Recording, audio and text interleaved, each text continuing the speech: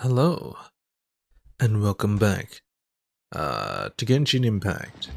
Dang it. Resin's full again. Let's just kill the boss then. Jade Bloom, a terrorist room.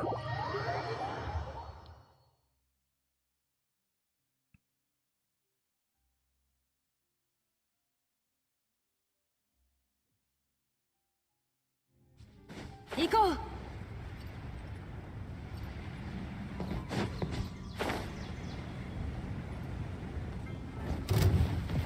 The beloved king of fungi. 風の歌雲のそれそこだめくれます音が聞こえるやっ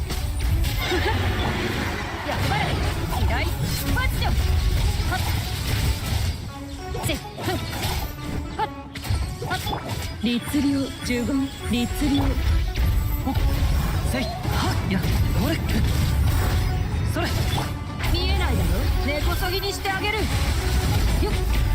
せいえいやはっ前そこだ十言律令チョックめくれますよっふふ渚のリーフ音が聞こえる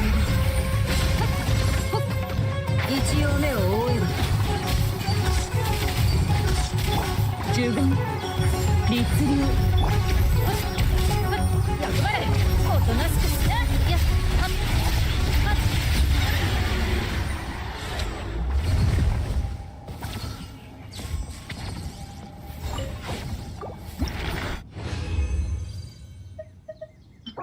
Nice.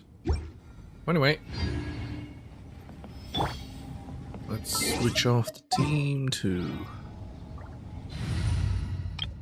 this one. We're gonna do the events next time. Genius invocation.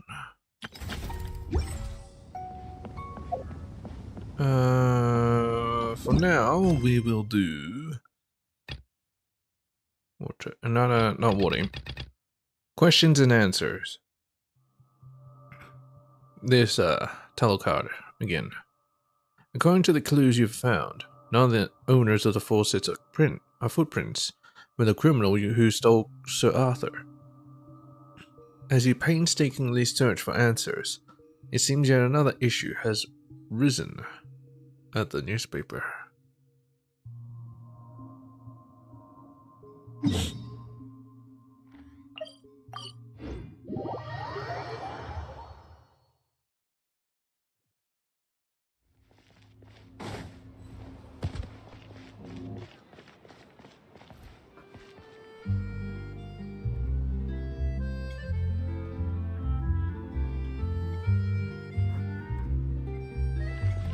Ah, it's this guy again. Jink. Editor Jink? What do we do now, Euphrasia? The letter says that this is the second threat now. What do you mean, second? What was the first one? Euphrasia? We're here. Just the people I wanted to see. Did you find anything useful? We discovered that Sir Arthur was stolen by a woman who calls herself Crow or Blackbird. She seems to have a grudge against you. She left a threatening letter at the scene. Someone took it, and we retrieved it. What? There really was an initial threat? Maybe, may I take a look? The Steambird, Muscle's death 30 years ago. Drinks her up to the captive. Spin a web of lies that obfuscates the truth. No choice but to slay that Steambird, Crow or Blackbird. What? This... could it be? What do you remember, Freishi? Please take a look at this first. We received a second threat this morning. The sender seemed very agitated. Another mysterious letter. Outrageously, it would seem that your paper hasn't a shred of remorse. Having not yet caught the attention of the authorities, I made good on my promise by dismembering Sir Arthur and burying him in a field. Buried with him are your paper's evil deeds from 30 years ago. Furthermore, I have spread the word. Treasure maps or clues to Dr. Moss's base shall surely make the treasure hunters come flocking, no? Soon your misdeeds shall come to light, alongside that bird's remains, crow or blackbird. It killed Sir Arthur. Oh no! Sir Arthur! Sir Arthur shouldn't have to suffer. We never received the first letter. It's all Bollard's fault. I just received news that they're organizing treasure hunting groups. They're probably after Dr. Mosso's base. But they're only going to find the dismembered Sir Arthur and the unspeakable things that the paper did, I guess. Agent Delocard, I know that the Mashise Phantom has a file on the case, but believe me, there are things that even you don't know. Do you know who sent the letter? If I were to guess, it would be Melo Lombroso, Dr. Mosso's granddaughter. Melo Lombroso, Mosso Lombroso. Granddaughter? So it's a relative coming back for revenge? Then it would seem that crow or blackbird is a question from her. Question? Everyone, time is of the essence right now. Regardless of the authenticity of what's written in those letters, the reputation of the paper will be tarnished if they are published. Will you please retrieve those things for us? In the meantime, I'll contact Mello immediately. In that case, I have a request too, Euphrasia. Request 2. Euphrasia, do you know about the clues Dr. Mosso's base, yes? You want that? I mean, I do know something, but I can't guarantee that it will help your cause. I can promise that I will tell you everything I know after this is over. It might answer some of your questions. Will that work? Sounds good to me. Any questions? I'm ready to go. Wait! Paimon has a question. There are 3 locations on the map, but where are we going first? If we don't have time, why don't we split up? Curve and I will go to one location, and Paimon and Tebabito will go to another. Whoever finishes first will go to the last place. Sure. Seems like we don't have a choice. Another threatening letter. The second letter signed Crow or Blackbird, used to threaten the Steambird. But without Bollard, it proved successful this time.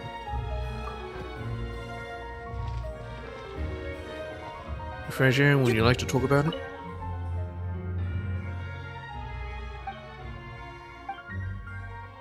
No. See ya.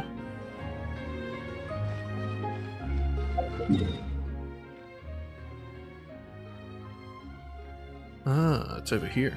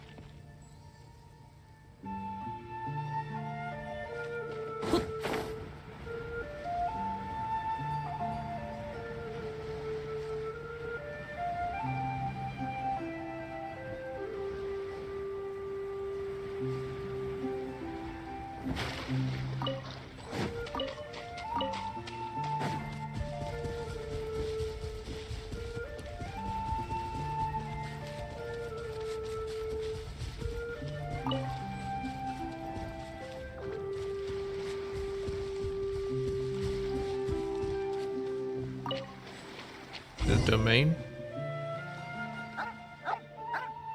Come on, Blonde. You can do it. Kevin, what are you doing here? Did you name your dog Bolan after... That looks like a domain. Kevin, what are you doing here?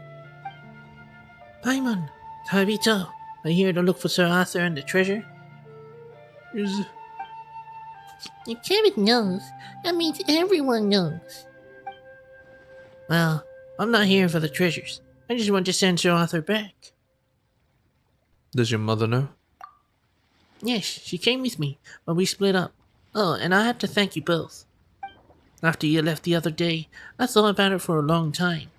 Then I went to look for my mom and we talked about a lot of things. You and your mom made up. Pa was wondering why you were so polite today. Good for you. Let's look for Sir Arthur, quick. I think it must have been hidden somewhere, tricky. It usually doesn't take Bolan very long to find something. Woof woof. This dog looks familiar, Tobito. Isn't this Brochére's puppy?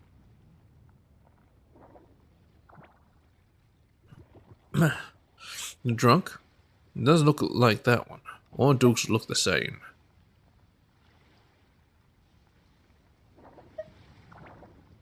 Yeah, all dogs look the same. Well, at least in this game. Brochere? My mother gave me this dog, and I called it Bolan. I mean, that's actually my father's name, and I was mad at him at the time. I got into a fight with my mom previously, and I wound up venting my anger on the dog and kicking him out. Good thing I found him again today, huh? Oh. Wait, so are you Bolan or Lombroso? The puppy wags its tail excitedly, as if saying, I don't understand. Whatever the case, we just need to find Sir Arthur as soon as possible. We have the location marked on the map. But where could that bird be? If only whoever hit it had left something behind. Bolan has an amazing nose and can find things quickly after sniffing. Right, Tobito. Let's go back to see if there's anything we can use. Alright, also Lombroso led us to Kevin by smelling his button.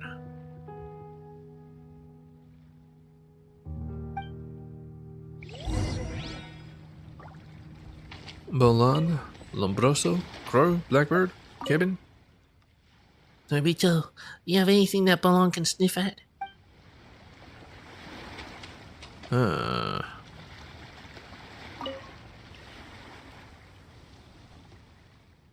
Puppy looks at you as if waiting for something.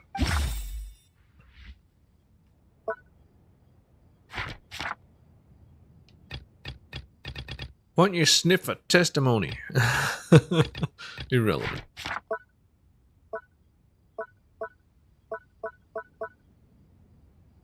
This would make sense. And a threatening letter would make sense.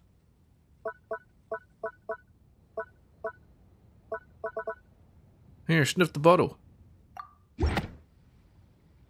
This isn't it, right? Ah.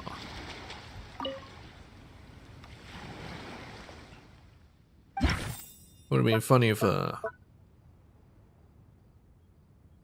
Rocher just happened to be around. Alright. Threatening letter. Woof woof. Wow, you got it! Bolan must have found something. The puppy wags its tail excitedly, as if saying it's in there. It's in the hole?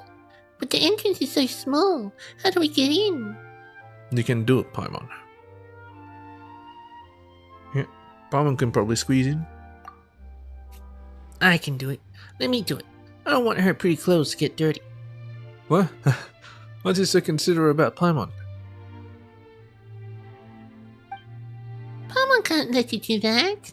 What if there's something scary inside? I'm a problem kid, so I'm not scared of anything. Just wait. I'll be right out. Kevin quickly climbs in a hole and drags out just as quickly. I found it. It really is inside. It takes a lot, Kevin. You're helping other people with their problems. Thank you. Let's see what's inside the chest. Oh, it's a full-on chest. Sir Arthur's ring! Oh no, Sir Arthur's been dismembered. Don't worry, we'll put you back together. I think this is it. Let's go to the next location. We have to get there before the others.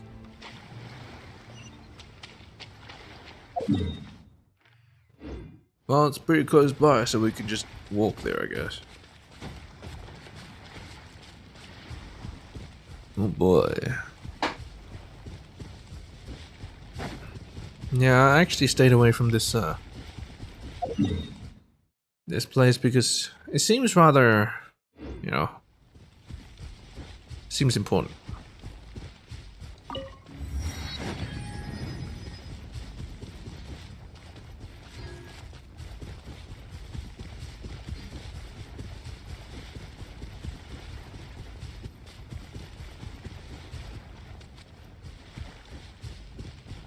Oh, it's getting real dark here. What's these treasure hoarders? Oh, they beat us to it. No, someone come down before us. They're fighting over the treasure. Wait, what are these guys doing here? It's attacking. Oh, it's Intrepid Valkyrie. He's here. Might as well give him some assistance. Oh, and also Rocher. They teamed up. I'll help ya. Is that the boss? It's the boss again.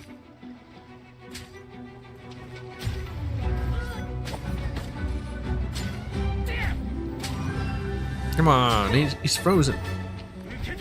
Don't let him bully you. There we go.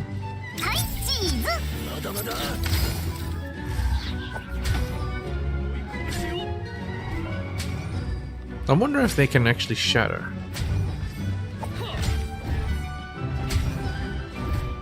I think it did shatter.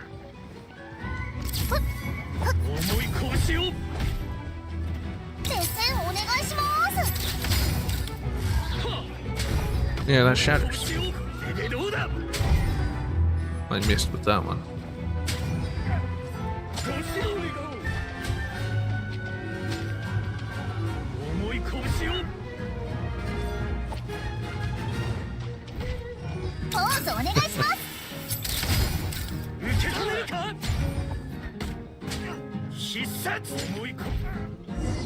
Nice. Stop! I surrender! Well, what a coincidence. Are you here for the treasure too? I all here. Don't you believe me? Valkyrie! We're here to look for Sir Arthur. Are you here for the treasure? I knew this dirty dog would come for the treasure if he heard the news, and I got him. Alright. We let him go to catch the boss. That's right. Agents? May I have the chest? I'm looking for Sir Arthur, and if I can return it to the newspaper, I might just be able to get a job. Then I can make some money and buy my wife's things back. Ah, how pathetic. Lucia, you really think that's why your wife left you, huh? She left because you're such a pushover. Stand up for yourself like he did just now and she might look at you differently. Really? Of course. Now be brave and let them have the treasure, or your wife won't be with you even in your next life. Don't say that. Take it easy. They're nice people. If you help them, they'll pay you back. In that case, thank you. And please, take these. Opens the chest. What's taking curve and telecard? It's Sir Arthur's body. Ah, so cruel. And is there anything else? Then it should be the final piece. Hold on, come on. We're heading to the next place. Woof woof. Ah, they're still duking it out. Huh?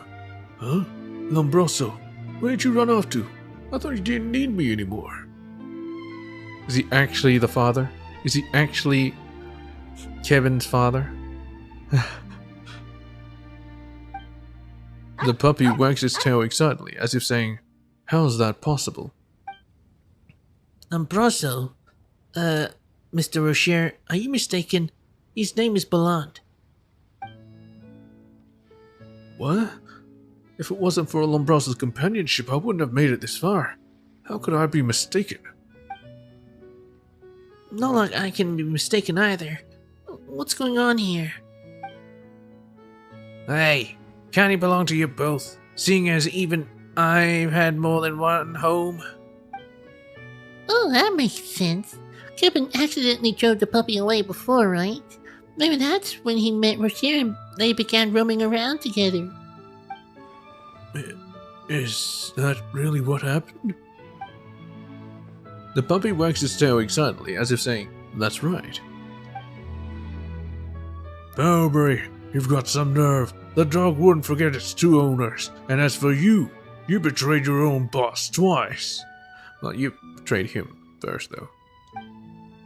You scheming dog. I'm going to hand you over to the Marchese Phantom. I'm taking you down with me.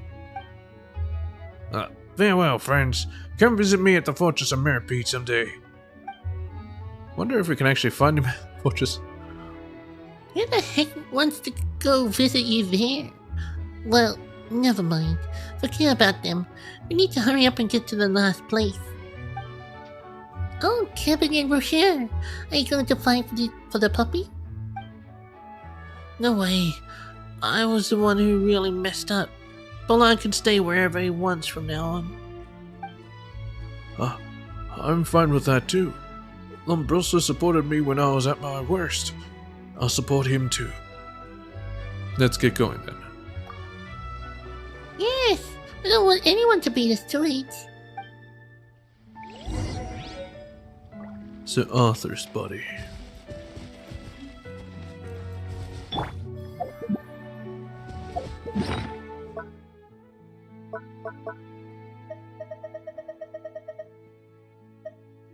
Simple vault key too. Ah yes, I found one of these in a box. One of the keys that opens the iron barrier on the shattered vessel. Ah. Sir Arthur's wing. A clockwork wing that belonged to Sir Arthur. What the criminal did was unforgivable. Body, wing. It took him apart.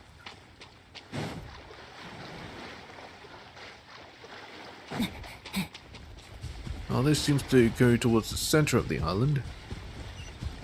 Perhaps even to the other side. Wait, what? Oh, I see. Ah, what the hell? You can actually get in this water.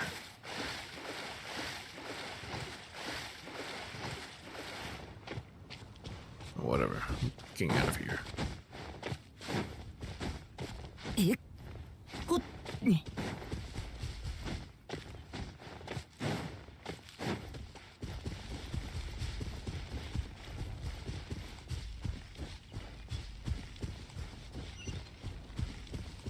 Oh, there's a bunch of dudes here.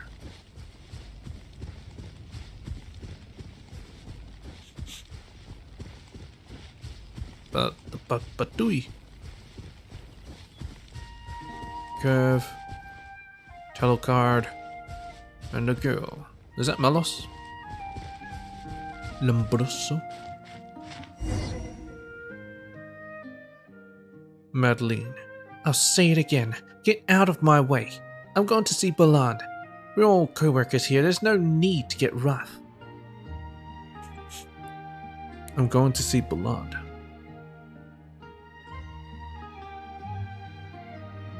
This Kevin's mum? It's been a while, so I can't really remember. Obstructing for Tui. Oh? I'd like to see how good you are now that you've become a mother, Madeline. Oh, so she was a Fatui.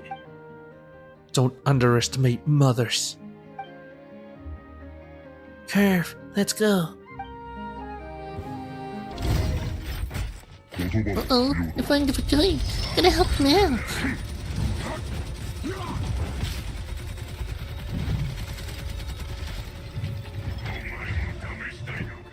Oh, buddy there.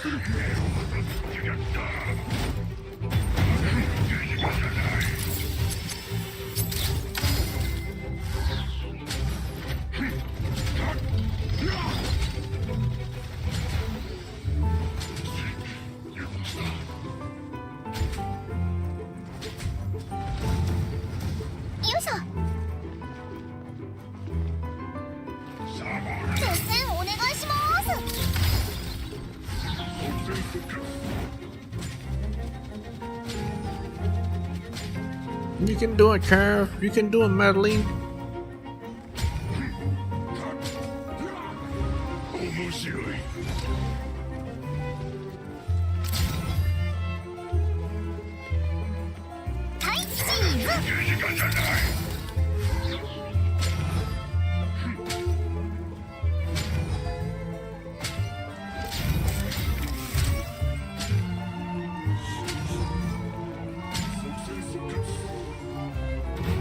Alright, you know what? Whatever.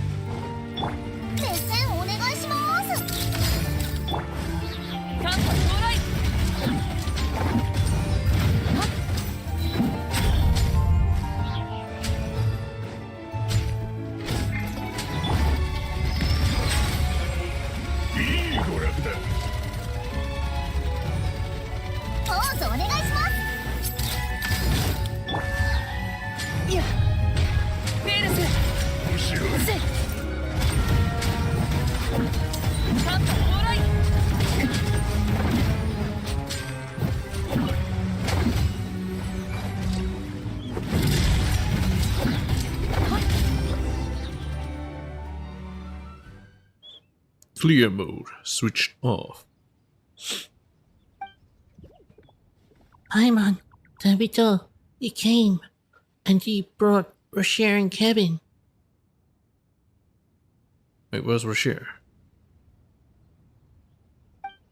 It looks like you're doing well, but we even had a hiccup. Madame Madeline and Kevin's father are both members of the Fatui. I'm sorry that we hid it from you before. We just want to live a peaceful life. Fatui? Kevin, did you know about this? Yeah, it turns out that Papa wasn't avoiding being at home. He was actually working. I was wrong about him.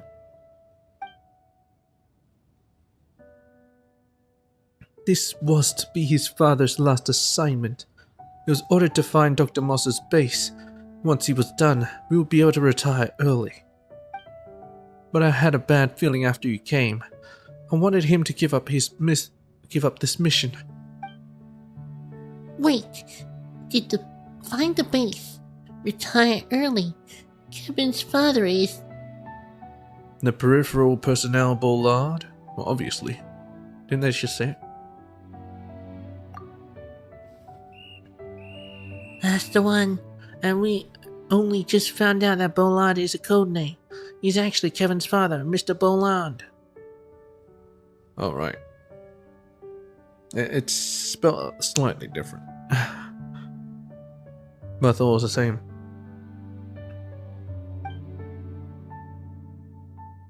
I saw a letter before between Mama and another man signed with the name Bollard. I didn't realize he was my father. No wonder he was so lovey-dovey. I'm glad it wasn't Rocher. Yeah, I was beginning to suspect that. Everyone's relationships are complicated enough without a twist like that. So where is Balan now? He removed some objects from the chest when the Fatui stopped us just before. Detected a figure running away in the distance. Ah, it's Papa. He's fleeing. Come on, hurry. Don't let him get away. Chase down the Fatus. Balan. He's kind of stuck. Oh, there we go. He's stuck again. It feels bad, man. Okay, and then he moved. Okay, they need to fix that. He was sunk into the floor a little bit. Don't stop chasing me. Why are you always going after me? You want to know why you're always running away? Just stop it, Baland. Madeline, why? I did my homework. You're on a mission for a certain Lord Harbinger, aren't you? And it's a dangerous one, too. The Harbinger? Which one? I don't know, but not seeing something we can butt in on. Which is peripheral personnel. But not something we can butt in on. Even so, I'm one of the better ones. Someone stole a letter, but left the envelope at the scene. Anyway, I promise I'll be back. This is the last time. Is that really something you say carelessly? Things could get quite hairy with a Harbinger involved. You don't support my actions either, then? You've done enough, Baland.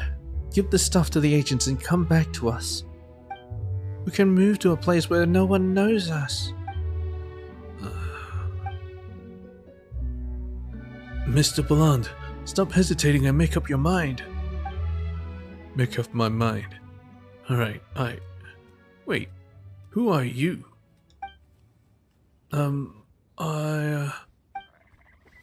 Stop changing the topic. Boland, you don't have any options left. We're not buddies, you hear?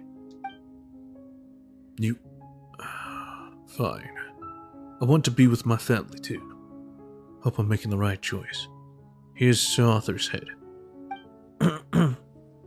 Great, Father's back, and Sir Arthur is complete. Is there anything else? You mean the treasure? Yes, I came for that. But the head was the only thing in the chest. Maybe the treasure's elsewhere. Impossible. We looked for it, and we didn't find any treasure on at the other two locations either. No, that's not right. The newspaper. Maybe Mello was just bluffing, and she didn't actually put any treasure in the chests. Wait, Mello? Who's that? Mello Lombroso, his wife. Your wife. Mello Lombroso. Wait. Lombroso? Yeah, it's the dog. Woof woof. Wait, Rocher? Your dog is called Lombroso too? Well, actually, Mello Lombroso is my wife. I took her last name too, but she kicked me out, so I was too embarrassed to continue using it. But I miss her a lot, so I named my dog after her. Huh? Huh? You name your dog after her? Oh my god.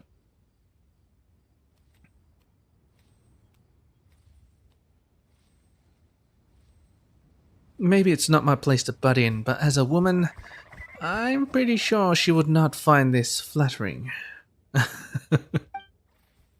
But Kevin used your husband's name. Uh-oh, spilling the beans, are we? I was a problem child. What's wrong with a problem child using a problematic name? Oh, I see. You're problematic too, Mr. Problem. Just to double check, is your wife Mela Lombroso Dr. Muscle's granddaughter? That's right. I mentioned my wife came from a rich family, right? That's the Muscle family. What's wrong?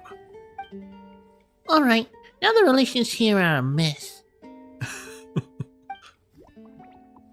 This almost feels like word puzzle and shit. Now, I hope you're prepared to hear this. Your wife might be the culprit behind this case. Impossible. She's pure, elegant, and educated. I swear it's not possible. But all our current leads point to her. I don't believe it. I'm certain you're wrong. She could never, ever be the culprit. I think your Frazier already contacted your wife. We're going back to the paper now. Do you want to come with us? No. No. There's absolutely no need. Because she's not a criminal. Alright, looks like you got another problem. I think you'll find answers one day though. And then you can be Mr. Answers. Mr. Answers? Anyway, Kevin, we need to go back and get ready to move. Okay, Dad. Farewell, everyone. I'll miss you. They can't stay around anymore.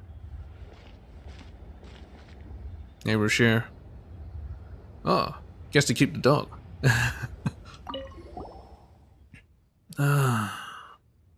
Still thinking about your wife? Hardly. There's no chance that she's the culprit, after all. Not at all. Do you hear?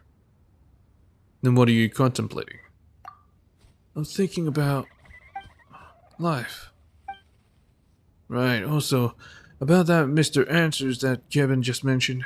What does that mean? I don't know. Palma, do you know? Someone who's good at answering questions, maybe? Paimon has no idea. How about you, Lombroso? The puppet doesn't speak. Instead, it sits next to him, next to the man, like an old friend, and gazes into the distance, as if looking at their future. Alright, I guess you don't know. The puppy still doesn't speak. Instead, it sits next to the man like an old friend and gazes into the distance as if looking into their future. Was it fun and need to repeat yourself? Do you really not know?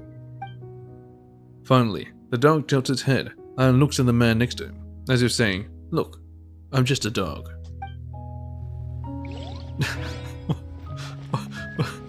What the fuck?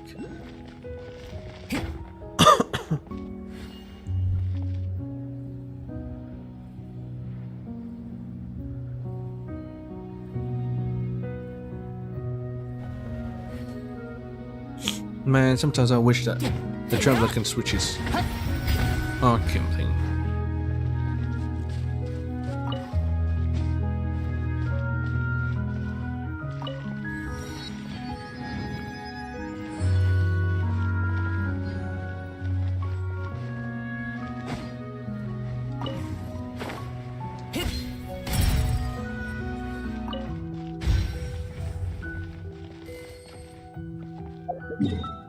Anyway, back to the steam bird.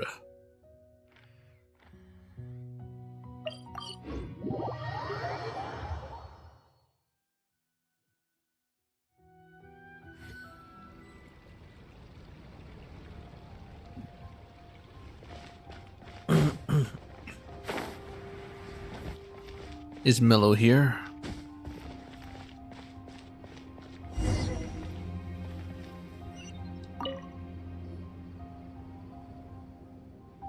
Sorry, we were overthinking things. Is that Mello? You're crazy! We brought Sir Arthur back, in one piece too. Thanks a million. I'll make sure Sir Arthur is taken care of. Also, there's something else. See? My mom would say she won't be so worried about Sir Arthur and it would affect her appetite. Oh, so we only found Sir Arthur. Not that anyone got the treasure ahead of us either. How can this be? So I suspect that Madame Mello might have been bluffing and trying to intimidate you, so that you'd reveal...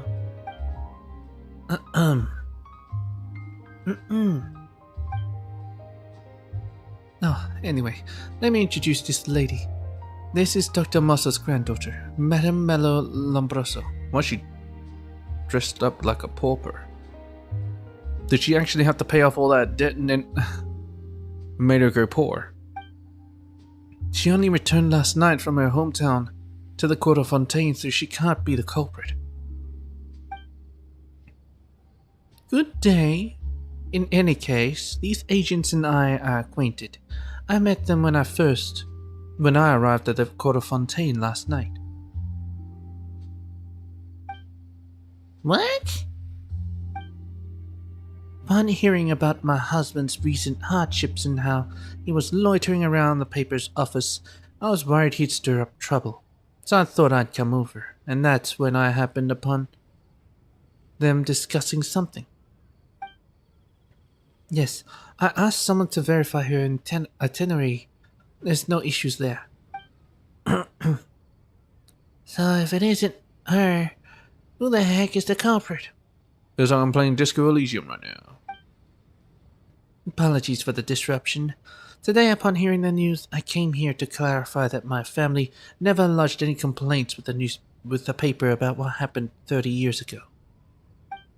It was my grandfather's belief that the paper did a good job as well. Thanks for yours and your family's trust.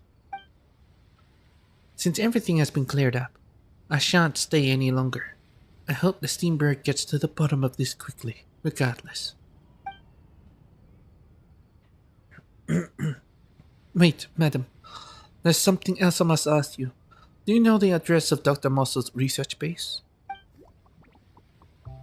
Wait, so you've got the address, Madame Mello? Is it you who's in trouble, miss? I would like to help, but I don't know where my grandfather's research base is. Madam, surely the good doctor must have mentioned it. I don't understand. If my father had told me something, how could I not know? It's possible you weren't aware of some things. Allow me to explain what happened with the doctor. I intend to be totally transparent with you all. Some believe that 30 years ago, it was the paper's special reporting that stirred up public opinion, which led to his demise. But the truth is, those articles were not initiated by the paper, but by Dr. Mosso himself. Dr. Mosso himself? He spread fake news about himself? Grandfather himself? He never mentioned this. The Master Phantom files don't include this either. Because the deal was off the books. The editor-in-chief back then, my mentor, thought that Dr. Mosso's lie detector had the potential to become a hot story. Being the first to stir things up would help the paper gain the most influence and recognition. But for grandfather, how would it benefit him? Your grandfather's research had hit a bottleneck. He had no more data to feed the lie detector to study, but he needed to go further, so... Plan to get the data from public opinion? Right. In a way, the realm of public opinion is like a massive hub for spreading lies. Countless people are churning out true, false, accurate, and inaccurate data every day. Dr. Mosso thought this lesson on dynamic evolution could surely guide his machine to another level of comprehension. and in separating truth from fiction, it would eventually surpass the machine's rules. So, it did it for Curve? Yes, Curve? However, the doctor and my mentor both underestimated the destructiveness of public opinion and lost control. As for what happened next, you know the story. But the key evidence that led Dr. Mussel's conviction was actually exposed by the paper, right? The evidence was actually provided by your grandfather. He provided evidence that criminalized himself? How could that be possible? I'm sorry. My mentor didn't tell me why Dr. Muscle would do this, but it's the truth. Sorry, Editor-in-Chief Refresher. Might need to seek confirmation from Curve regarding your words. Biological indicators detected to be normal. Editor-in-Chief Refresher is telling the truth. Relevant information retrieved. The muscle protocols within my core have been modified hundreds of times. The log indicates that these modifications were made by Dr. Mosso. The muscle protocols were changed 100 times? So that means the doctor really manipulated the test results. So why would he give evidence of this to the paper? He planned to confess? But then he requested a jewel, didn't he? Paimon can't make heads or tails of this. It makes no sense. Yeah.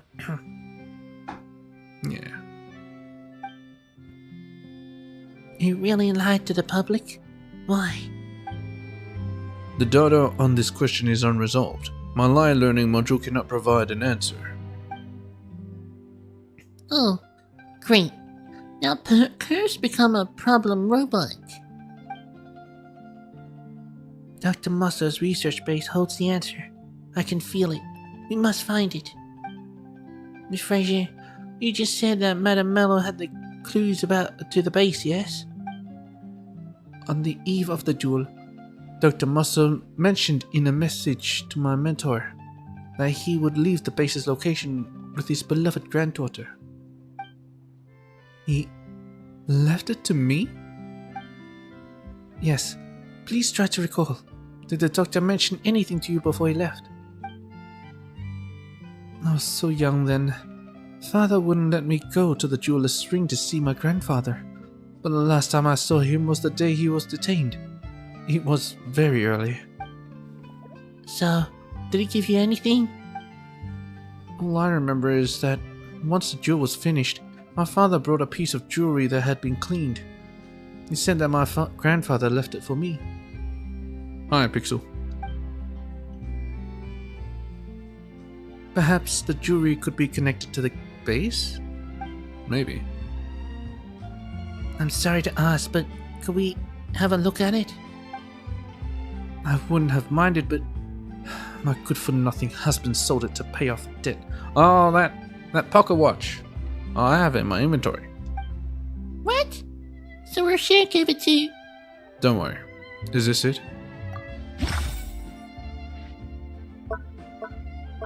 Here it is, old clockwork locket.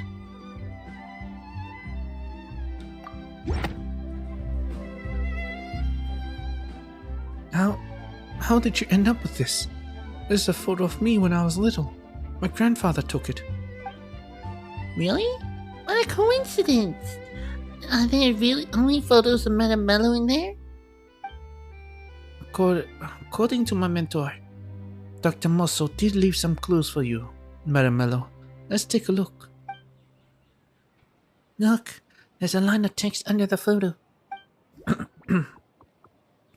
Faded under the sunlight, shining under the sunlight. Faded under the sunlight, but shining under the sunlight. What is it? Does something like that really exist? Relevant information retrieved. The different ways in which lies can exist. Different ways in which lies can exist? My grandfather used to say that. How did you... Who are you? May I have the photo?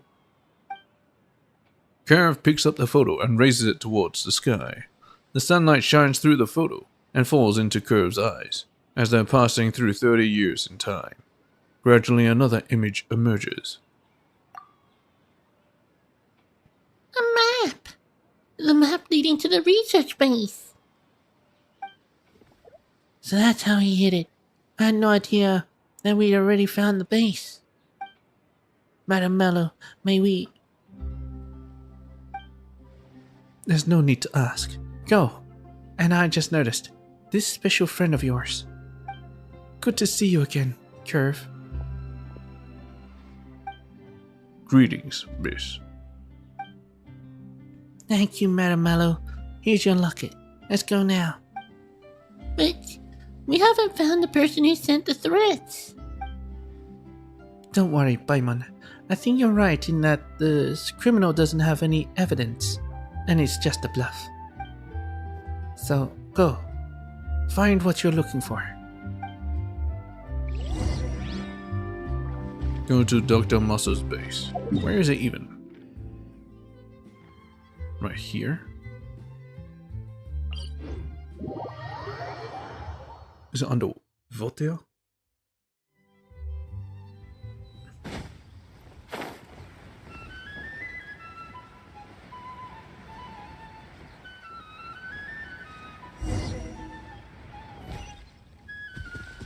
From underwater.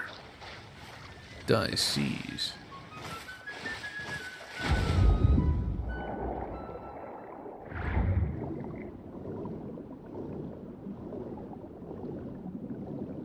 The hell?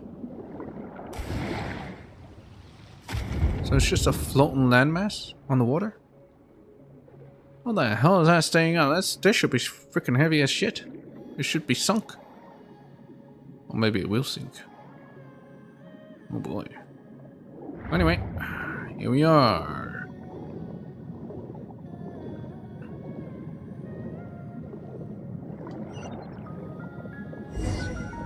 So this place is completely submerged. No one knew where it was. Karef, are you alright? Moisture has seeped into the motherboard. Core functionality 12%. Oh no. We have to hurry.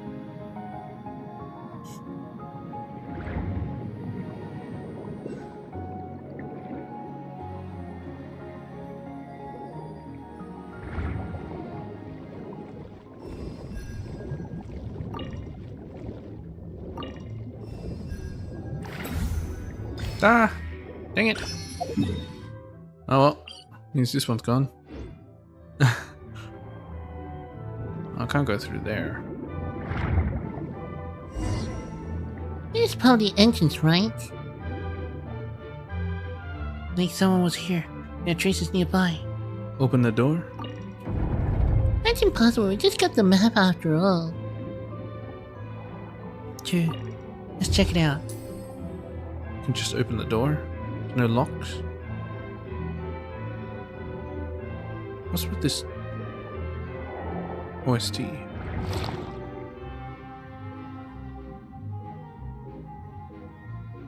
It reminds me of something, but I can't place my finger on it.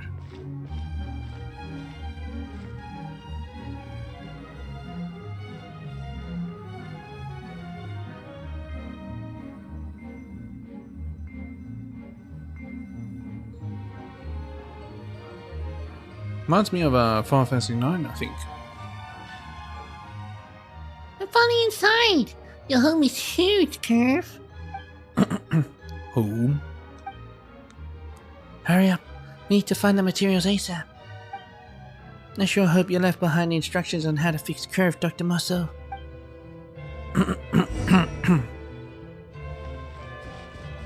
Musso's Diary 1.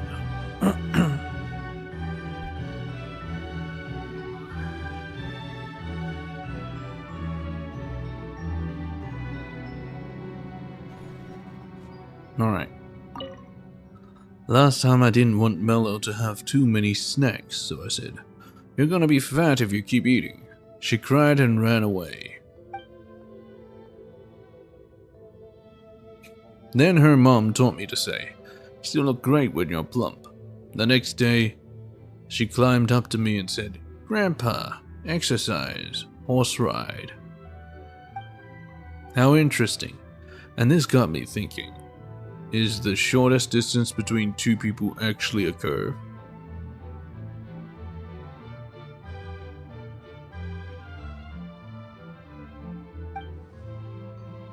That's it. I'll name my lie detector Curve. Why would it be a curve? Shouldn't it be a straight line?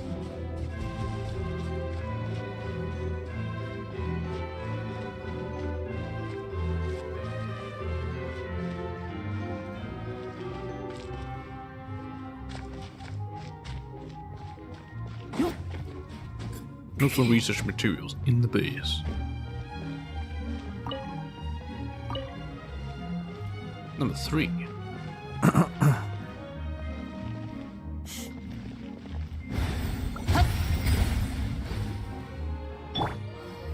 Wait, what? Disappeared. Oh well, whatever. Important memo about Curve. 1. Blueprint. 2. Service life and core maintenance. Someone has torn out the next section. What the? Someone tickled the materials related to Curve? How is that possible?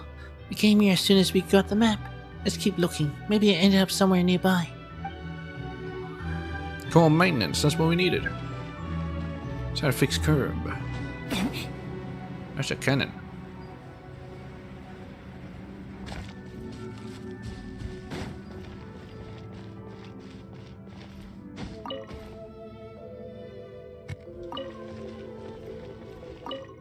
Notes on base backup systems. Emergency exits are at the rear of the facility, for use in case of emergency. The self-destruction mechanism and cables located within the walls. Damaging the walls is strictly prohibited. Using the aforementioned backup system. Someone's torn out the next section. Self-destruction system? Looks dangerous. This whole place gonna self-destruct? I don't think so, but maybe.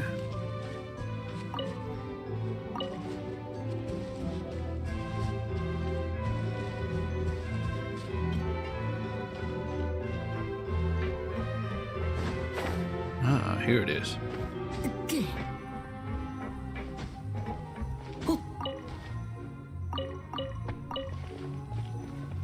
What's with all these bombs? Oh wait, maybe I shouldn't touch those. Are those part of the self-destruction stuff? No, to the editor-in-chief. Oh my god, it's long. Anyway, whatever. Dear Editor-in-Chief, you are correct in your judgment that the matter has reached the point of no return. These last few days I've heard marchers calling for Curve to be destroyed. Last night, radical students broke into my lab and tried to do just that. Luckily I discovered them in time. However, Curve is in increasing danger. I am compelled to act, and my plan is the following. I will revise the master protocols and related data of no practical significance in Curve's core, so that what remains is a sufficiently misleading trail. It will appear lie detectors are not capable of detecting lies, and that all the test results were covertly manipulated by myself. As for the ironclad evidence of fraud and deception of the public, I'll leave that in your capable hands. Kindly select a date for the exposure. As soon as I am convicted, I shall propose a duel, and when I fall in the duelist's ring, I'll all be put to rest. I humbly request that you mobilize your paper to divert attention away from Curve. It should be thought of as a useless sham of a machine, to be used as evidence in the case, and then sealed away by the Marche Phantom. There's no need to try and change my mind. I've thought through every last detail, and this storm is unlikely to pass until I, the main offender, am dead.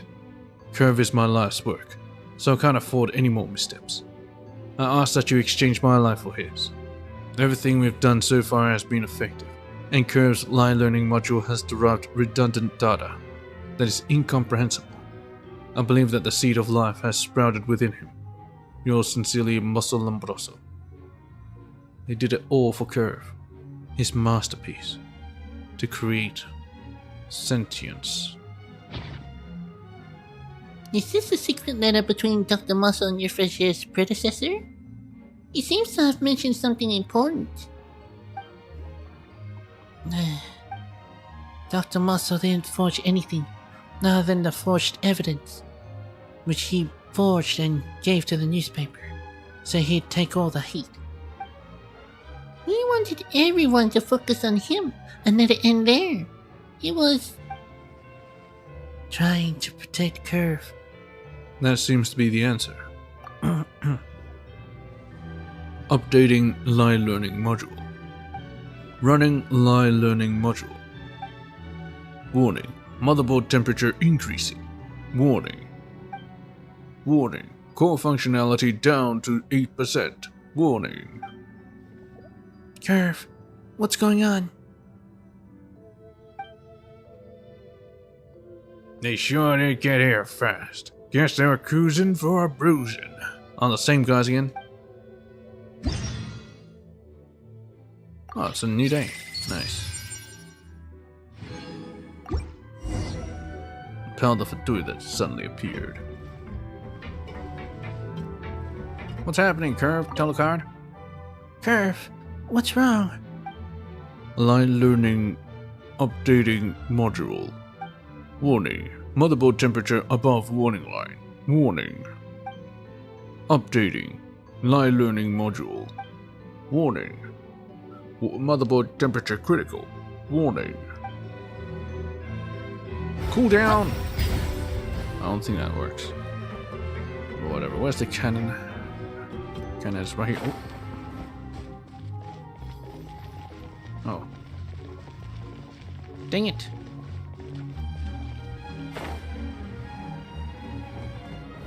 Alright, let's fight.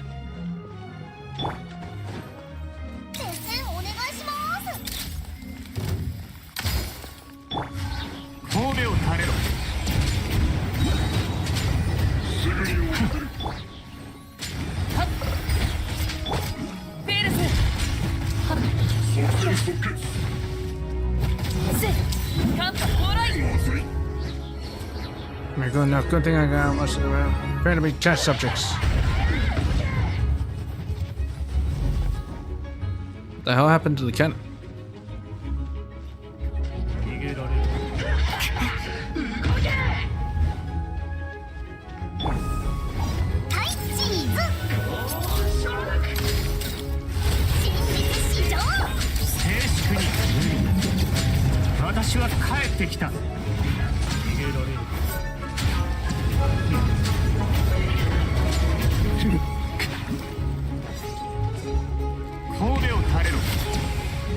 Let's get out of here.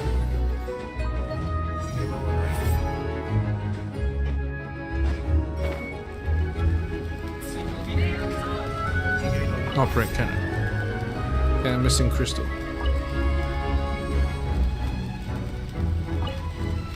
Ship's cannon.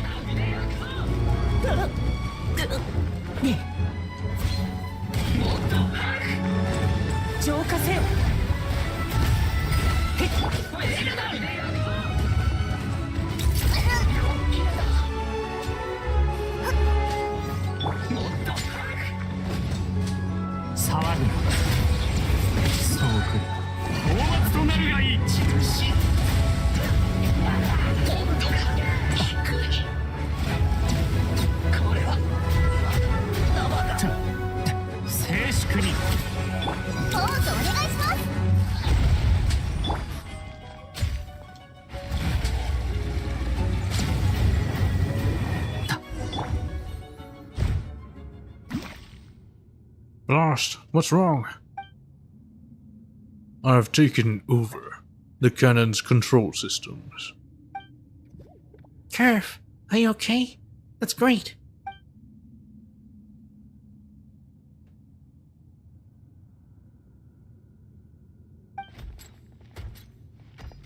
Quick! Fire at the Fatui! Operate cannon. Well, it might be better if it wasn't so damn slow. Ooh.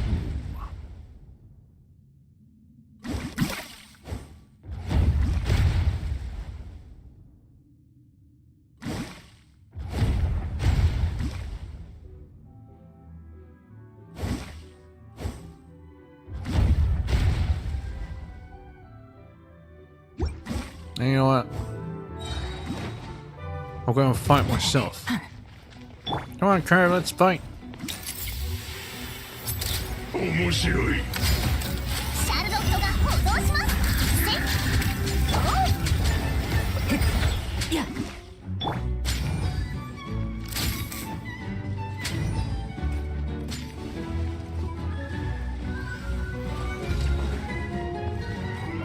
先生お願いします Let's fire the bullet again. He has a shield on. Can't be bothered.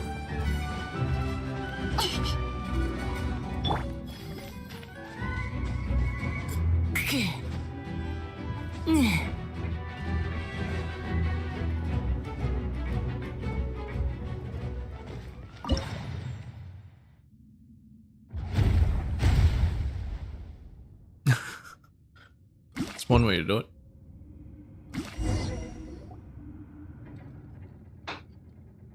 Jink, curses, you're not easy to deal with.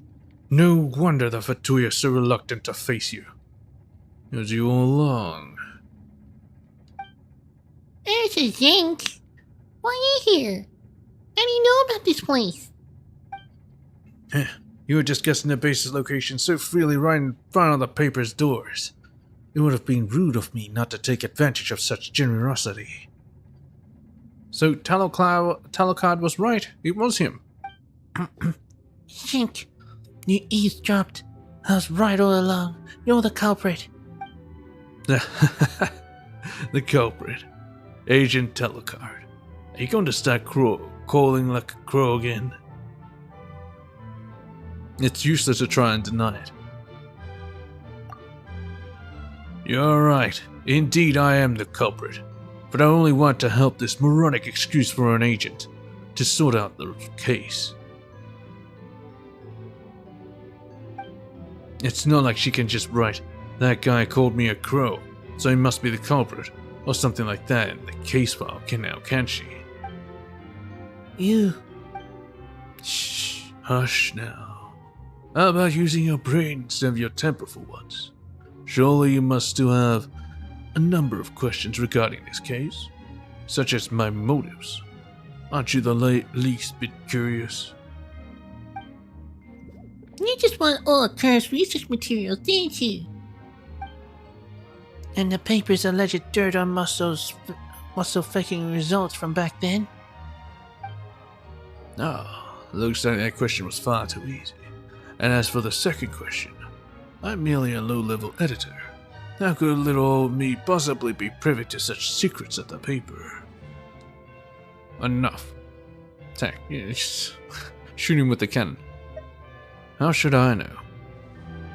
Can't hear him out. You must have heard about it from Bollard. Bingo!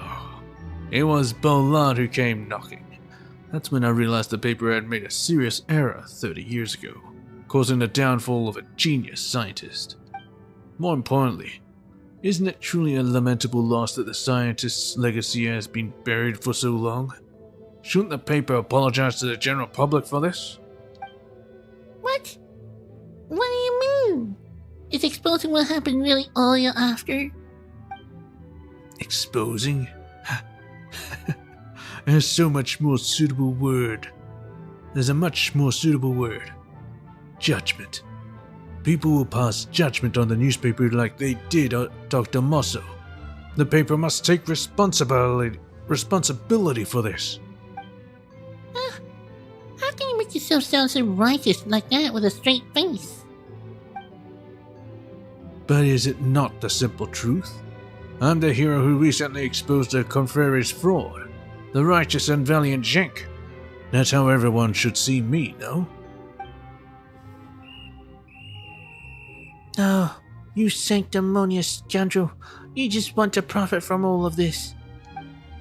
If the public starts to denounce the paper, Editor-in-Chief Euphrasia will be in trouble. You just want the top spot. Excellent. Perfect. I must admit, what you imagine isn't completely wrong. So allow me to fill in a few gaps for you. I've already made a deal with Bolland's supervisor. I find Dr. Muscle's inheritance for them. and they help me take over the Steambird. Plus, Bollard's supervisor serves a real VIP, a harbinger.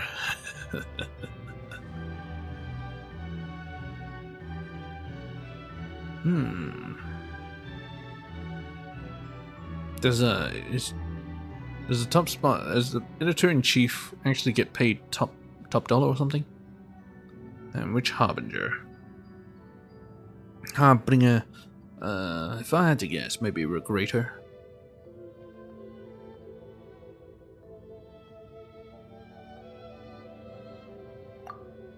None of your business. With the Harbinger's backing, you fresh air won't stand a chance, and the Steambird will be mine. Shank, you're just a squawking blackbird with a silver tongue. We won't let you get away with this. But you have to stay alive to do that. I'm sorry. Can you not hear anything yet? Hello, Bella. What do you need help with? Click, click, click, click, click. An ominous sound is echoing through the base. Oh no, the self-destruct. What is that? Ha! The self-destruction system. How perfect. Just takes a little time to get going. A big thank you to Dr. Mussa for writing the instructions. And thank you everyone for giving me the time. Uh-oh. Farewell, Little Crow, Agent Curve, and you two visitors from afar. Use these last moments to embrace each other. Then rest in peace, as you are buried along with the truth. Zhang practically flies out of the entrance. The door closes behind him with a heavy thud.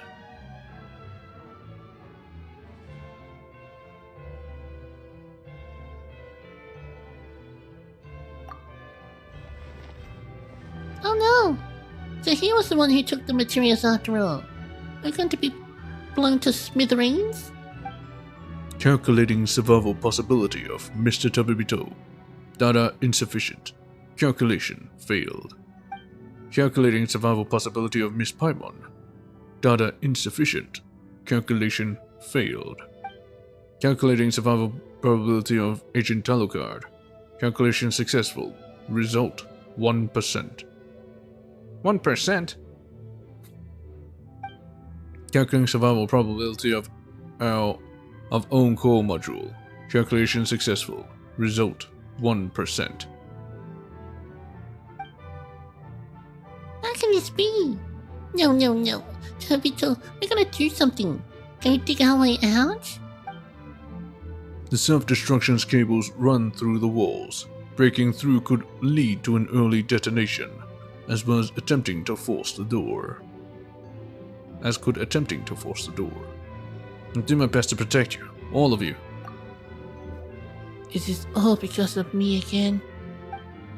Agent Telecard, don't blame yourself. There's no need to worry, everyone. Because I am able to shut down the base's self-destruction system. Huh? Curve, why did you say so earlier? I was getting all worried for nothing. But it comes at a cost. You didn't ask earlier? Well, you didn't ask. Well, seems like you even have a sense of humor. Now tell us what to do. Please, kindly withdraw my core module and place it in the base's control panel. Then I will be able to open the safe room lock. There is a button that disables the self-destruct system inside the safe room. You mean you open the door for us? You go into the safe room and press the button inside, and everything will be taken care of? That is correct. But probably use up all his power. And you, Curve? Can your core be removed from the control panel afterward? I must stay connected. The control panel. Otherwise, the safe room will relock. Seems like we should take care of the self-destruct system first. Urgent. Please, act fast. It's breaking down. So if we don't, take Curve's core and place it in the control panel. All you need to do is deactivate the self-destruct system. Curve, will this really work? I think it might be a bit. Please take action. Repeat. Please take action. Repeat. Repeat. Please take. Get Curve's core. Want to talk about it first? No, probably not. Let's take it. Wait. It looks normal.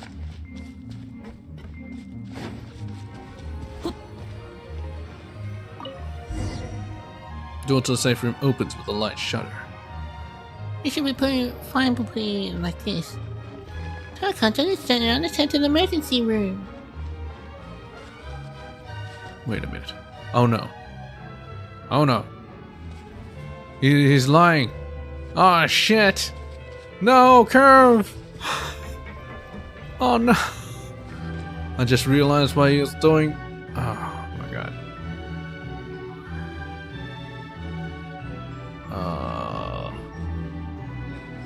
I can't believe it. I actually fell for it. Oh, this will be a killer.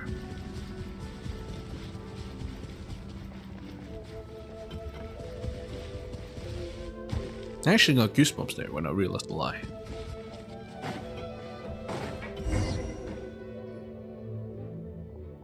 Is this it? Doesn't seem like a safe room. And where's the button?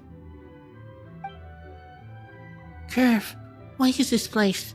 We can't see any buttons. Door closes. Huh? Why did the door just close?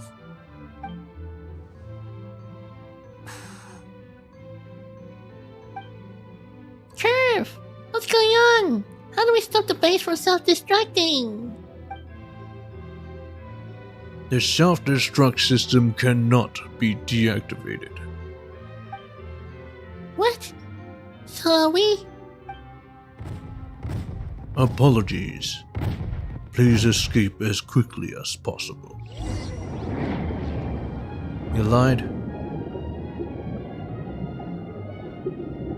He learned how to lie. Don't give me that fucking swimming music.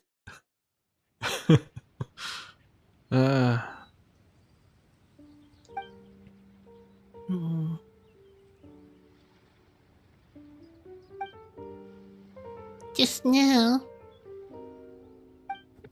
No, I need to go back and find Curve. Telecard, don't be too reckless. Going back is extremely dangerous. Yeah, it was just an explosion, and it's so deep underwater. Curve wouldn't want you running right back into danger. You are correct. I shouldn't act like this. But didn't you say the self-destruct mechanism could be shut off? He lied. He can't shut it down. His core can only open the emergency exit. So, then why? His core had to be inside the control panel to open the emergency exit. But he's smart now. He knew we wouldn't leave him behind. So, he lied to us. Oh wow. He can already think like that? When did he? It must have been Dr. Musso's letter that made Curve understand the final question. He learned about what Dr. Musso did for him. Turns out I'm useless after all. If only I were more competent, maybe I could have helped him break the protocols, and we wouldn't have had to come here. But the letter might just have been the final push. That's right. Don't blame yourself. Curve's breakthrough probably started a long time ago. His breakthrough had already started. Let's say you eat 100 slimes in one sitting and get super fat. Okay. You can't blame it all on the last slime. Great analogy, Paimon. It's the same with Curve. Even if the doctor's letter was crucial, all the work you did with Curve before wasn't wasted at all. Is that really true? Well, I don't know. Curve, the question you're leaving behind, I may never understand it. Anyway, thank you. And I know what we should do next. Catch that awful scoundrel Jink. Absolutely, definitely. He must be tried for his crimes. And just like that, you and Talakard return to the Court of Fontaine and start hunting for the dastardly Jenk. Surprisingly, despite several days of intense investigation, you turn up no leads. It seemed like Jenk had vanished. No one had seen him, nor had any negative news regarding the steamboat surfaced. Up until one day, Editor-in-Chief Euphrasia sends you a message requesting to meet in the city. He messed with the wrong harbinger.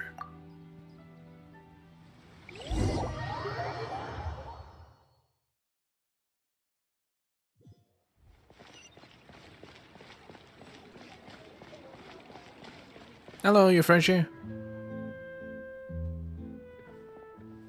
Ah, you're finally here. It turns out that we don't know our own people well enough. This allowed an employee to create some serious trouble. I offer my sincerest apologies. Especially to you, Agent Talakard. It's not your fault, Euphrasia. Right now, the important thing is that we stop that odious scoundrel. By the way, you were so anxious to meet us. Is it because he contacted you? Actually, I received a message. Earlier this morning, Jink was left in the upper epiclase, all trussed up. So I contacted you immediately. He's been caught? By who? Oh, we're still not sure. By the time he was found, he seemed to have lost his mind. He didn't react to any external stimuli at all. He was just kneeling on the stage of the upper epiclase. He looked like a doll. That just stood trial. Oh. It's Sandrone. Okay. The Mason Guardian Arch folks took him in. Then they've examined him. They found that his tongue was missing. Oh shit. Taken because he was a liar. His tongue? Oh my, that's terrifying. The Mason Guardian Arch also discovered a note in his mouth. It said something to the effect of making amends to you. Making amends to us. You, Paimon, Talakard, your names were written on the paper. It seems like the person who was backing him wants to apologize to you three. It appears they don't want to make enemies out of you. Or maybe they feel quite strongly about what happened to Agent Curve. Those are the only possibilities I can think of. It might be Curve. Who's he achieved sentience? The person behind him. Papa remembers Jake said that he had to deal with a Fatui Harbinger. But which one? A Harbinger interested in machine intelligence. How about Dr. Moss's legacy? Jake took all of Curve's design and research data. Gone without a trace. That wretched Jake. That's what happens when you decide to go full evil. I guess this counts as him being tried for his crimes, right? But we don't know who the judge is. So that's what happened.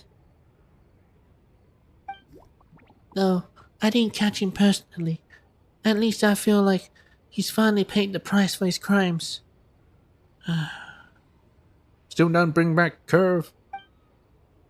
Since all of your names are on the paper, like Macy and Guardian Ash will probably want to pay you a visit. I'll go over right now and explain everything so that won't bother you. Finally, I hope the case can end here. Wait, Agent Telecard. Would you mind going back to the newspaper with me? Why, Euphrasia? If you want to convince me to write your fantasy column, it's not happening. Why not? You could be another editor. Replace Shink. Still in the mood to joke, I see. That makes me feel much better. Let's go.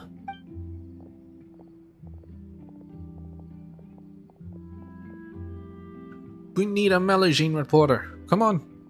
Come on, Telecard.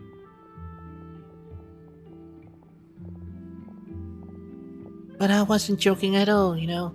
I will work very hard and do my best in the Marchese Phantom. That's wonderful, Telecard. Paimon is happy for you. Ah, it's new Sir Arthur. Please have a look. We fixed Sir Arthur. Wow, it's Sir Arthur. We almost forgot about it. Good job.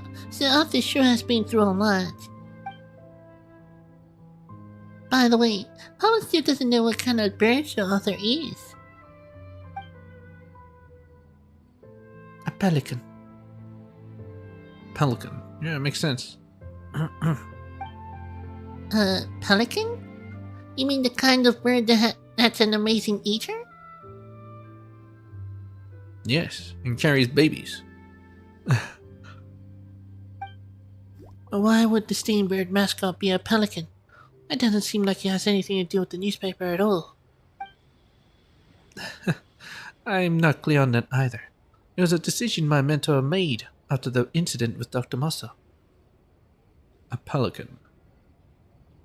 You reckon it's sentient as well?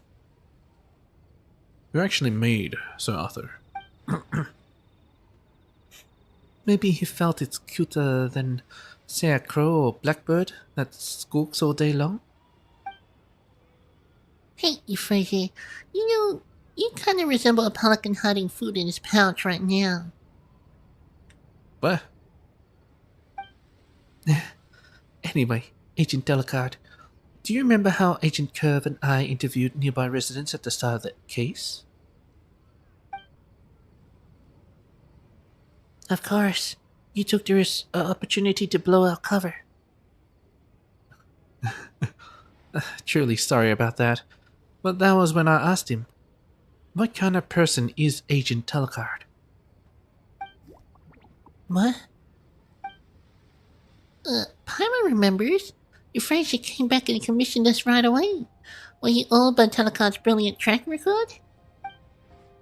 Why don't we check with Sir Arthur on that?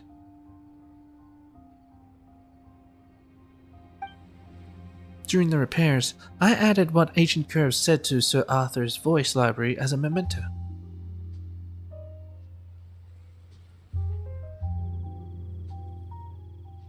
Recorded Curve's voice. Oh, quickly, tell us what Curve said, Sir Arthur. Based on my analysis, Agent Telecard will be the best agent in the Marchese Phantom. I don't think he learned to lie then, so... Really? I'll be the best? But would Curve really have said something like that back then? Maybe back then he already learned to... Yeah, that's gotta be it, Telecard. Since you are Curve's handler, you must be the one who fed him the first 99 slimes. That seems to be the answer. By saying that he was lying?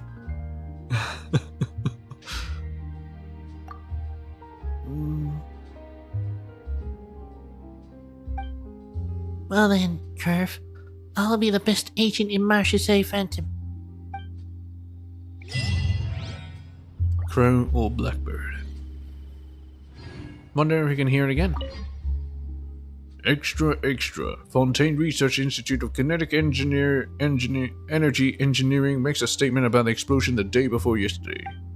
The accident was caused by improper operations or violations of regulations. The Institute has launched an emergency investigation. Those responsible will face the consequences. Well, they're dead already, so I don't think.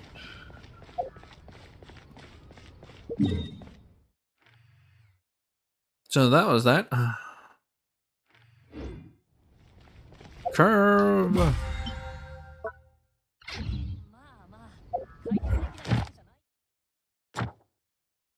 already done. I'll take it. I guess I don't have to do it daily. Alright, but still gotta do some missions. I'm not sure about this. I'm not sure how long this is gonna take. That's the thing. But I guess best to start it now, I guess. Yeah. Return to the Narcissan Cruise Ordo. It's been a while. Time to head back to the Narcissan Cruise Ordo and see how everyone's doing with their investigations. Narcissan Cruise Ordo. Teleport.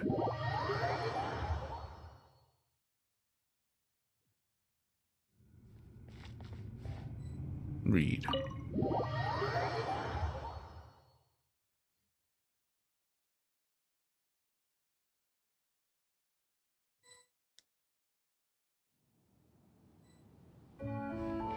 They all gathered around. Caterpillar, Seymour, and... what are they doing?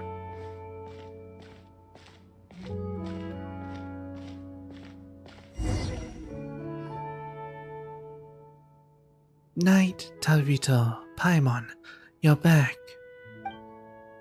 You bet we are. Have you found anything new in the meantime? Mr. Caterpillar and I have been doing some research. Oh, and? We discovered that Seymour doesn't, in fact, have an annihilation module. What is he supposed to?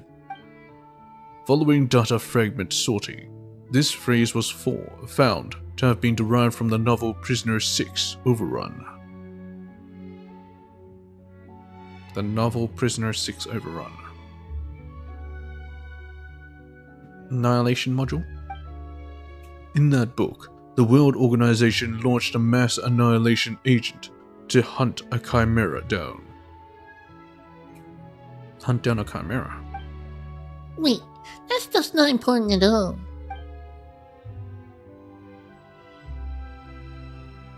Oh shit, I forgot what his voice sounds like.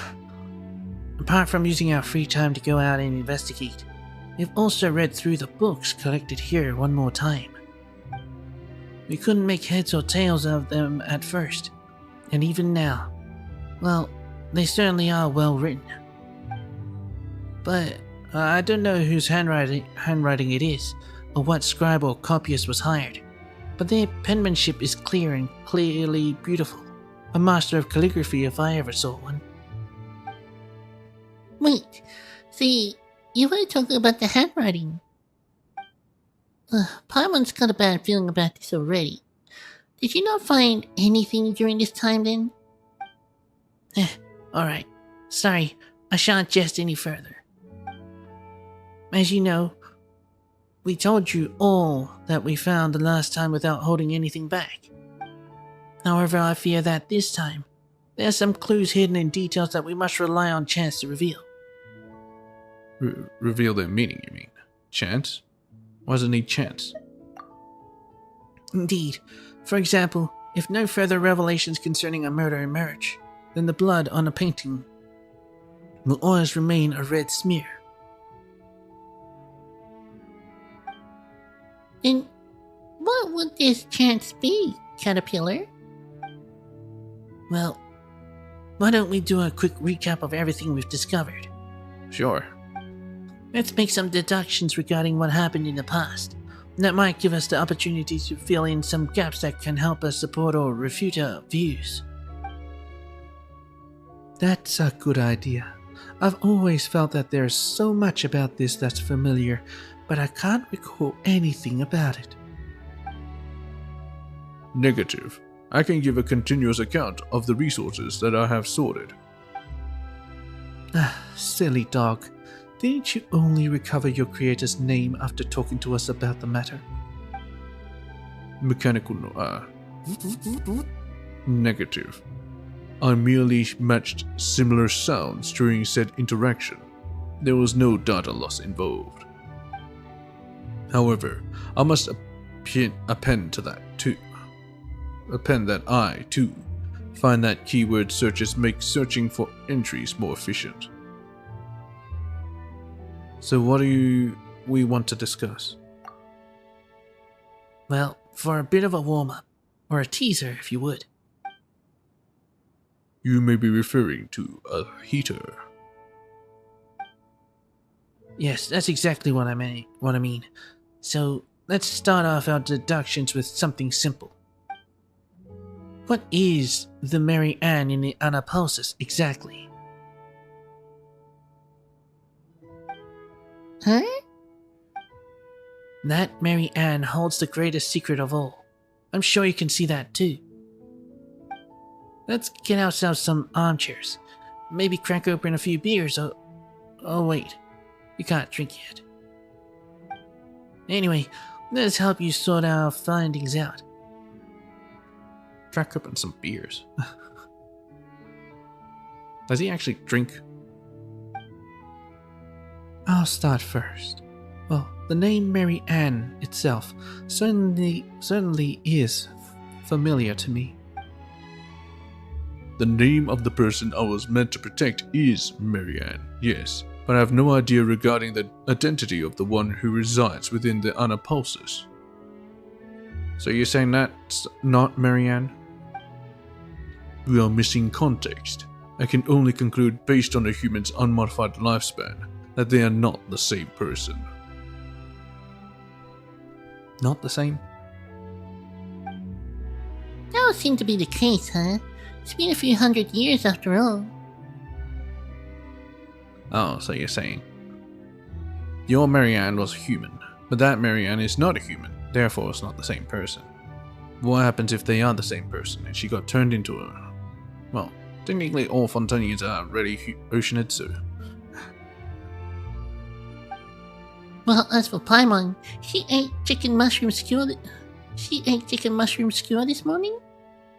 What? Well, guess it's my turn. My turn. You mentioned before that you encountered oceanid creatures that had a great deal of character. One might say personality, even. The precondition for such creatures and their characteristics is the same. That an intelligent oceanid has already understood their original forms beforehand. So, were you the one who willed those creatures into being, Anne? Don't you think that's kind of weird? You know, summoning familiar friends to play house with you for who knows how long and stuff?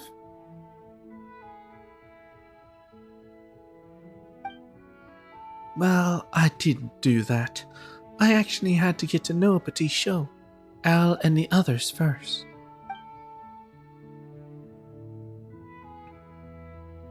Well then, in that case, let's see what we can deduce from the things we already know. Am I gonna have the thought thingy? Then let's begin. Let me think back on what's happened. Got it. Let me know if I can be of assistance in any way, Mr. Tabibito.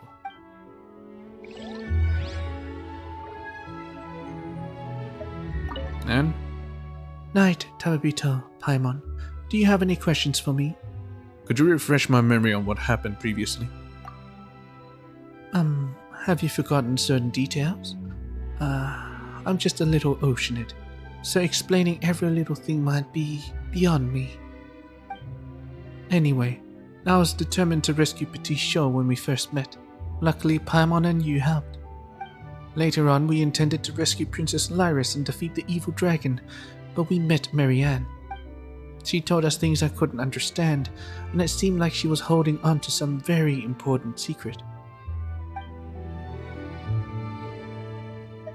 Seymour? How can I help you, Mr. Tabibito? Command, recall what happened before. Of course, you repaired me inside Aladas. I was only capable of repeating a fixed set of lines up until then. Oh, Paimon remembers something like that. That was outrageous. Please forgive me. It was a necessary measure to preserve my internal storage. Forget it.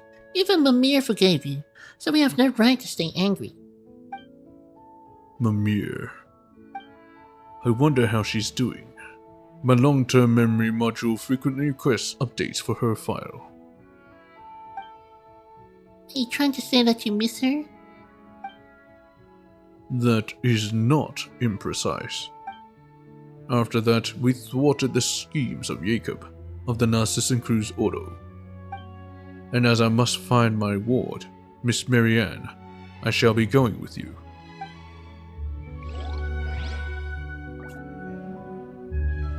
Well, I think we're all caught up. What about you, Cater? Are you ready now? Or do you have any questions for me? Questions? Tell me about what happened previously. You didn't go ahead and save the world while we split up to investigate now, did you? A lot has happened indeed. It's no wonder you've forgotten what we went through together. I jest, of course. Maybe you're just tired, and it's eluding you for now. To put it simply, we met in the fortress of Meripede, and you helped me rescue Lenoir. And now it's my turn to help you. Yeah, Lenore.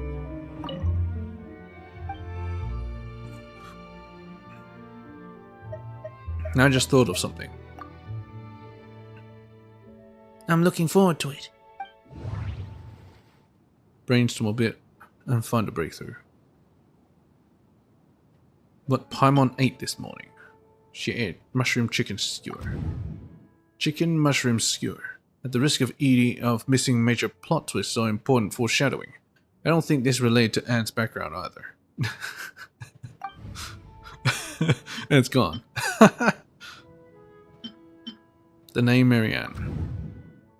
Anne said the name sounded familiar. I should ask her about it, should something come to mind. To Seymour, she is someone that he must protect. Either way, ordinary humans don't live that long. It's been several hundred years, so you're probably not the same person, right?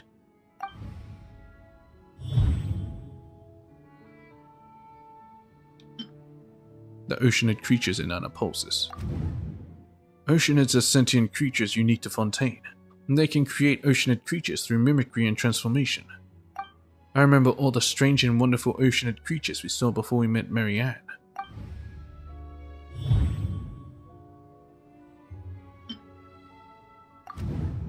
Anne is a small oceanid.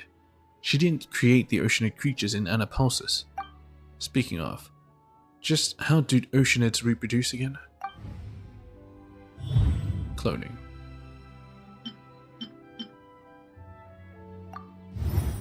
The Mary Anne in Anapulsis seems very mysterious. We once suspected that Anne was a character from her dreams. The oceanids in Anapulsis. Maybe a Saw can create water creatures? But it's extraordinary to be able to imagine creatures with rich personalities. It's almost certain that there is an oceanid in Anapulsis controlling everything. Who can she be? The oceanid Anne. Anne's far too weak to control the whole realm, so she can't be the oceanid behind it all. Associate these with oceanids. The enigmatic Marianne. Marianne, who has the same name as Seymour's owner, and who seems to know everything. Even if she's not an oceanid, she's probably related to the oceanid behind all of this.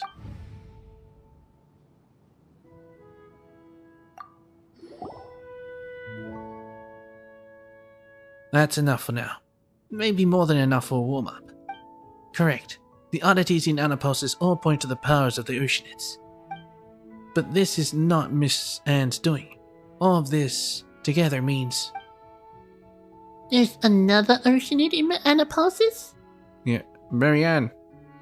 By God, how can I not know?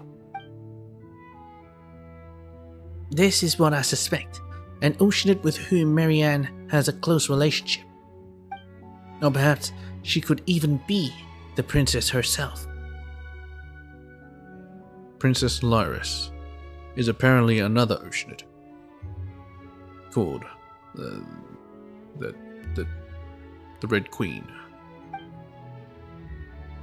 Do you mean to say that Mary Ann may in fact be Princess Lyris? Yes, Lyris, the Red Empress. Red Empress. Of the Narcissan Cruz Order from back then. The Red Empress who loves to take heads. Take heads? I seem to have a vague recollection of something like that. Whoa. But it's not a story about Lyris. Rather, it's a fairy tale about someone named Mary Ann. Yes, the taking heads thing is just a metaphor. Lyris is made of pure water, and so has the ability to dissolve and extract people's wills. The Narcissan Cruz Ordo used her to extract the ego and become holy. Searching for the keyword Lyris has yielded relevant information in my indices. Searching for the keyword Lyris has yielded relevant information in my indices. Talking of the Red Empress has reminded me of a few things about Mary Ann. Mull that over a while first, then speak to Miss Ann and Seymour. See if the conclusion you reach awakens any new memories.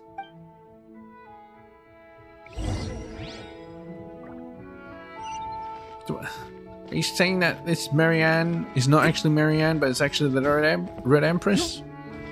Or maybe a creation of the Red Empress that created an image of Mary Ann?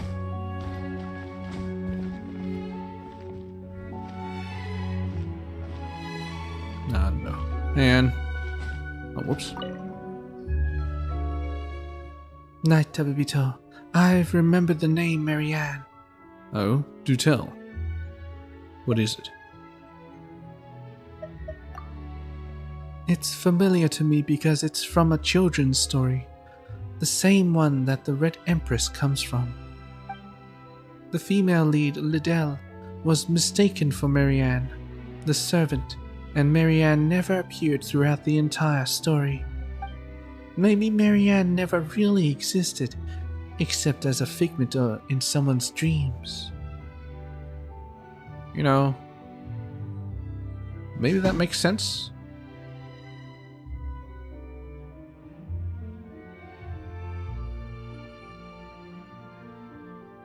Mary Ann never really existed. Because it keeps referring it to Elaine's sister. Not really us, Mary Ann. Huh. How do you know about this story, Anne? And isn't that a good question? How do I know about it? The memory feels more vivid than those I have of the story of the evil dragon Narcissus.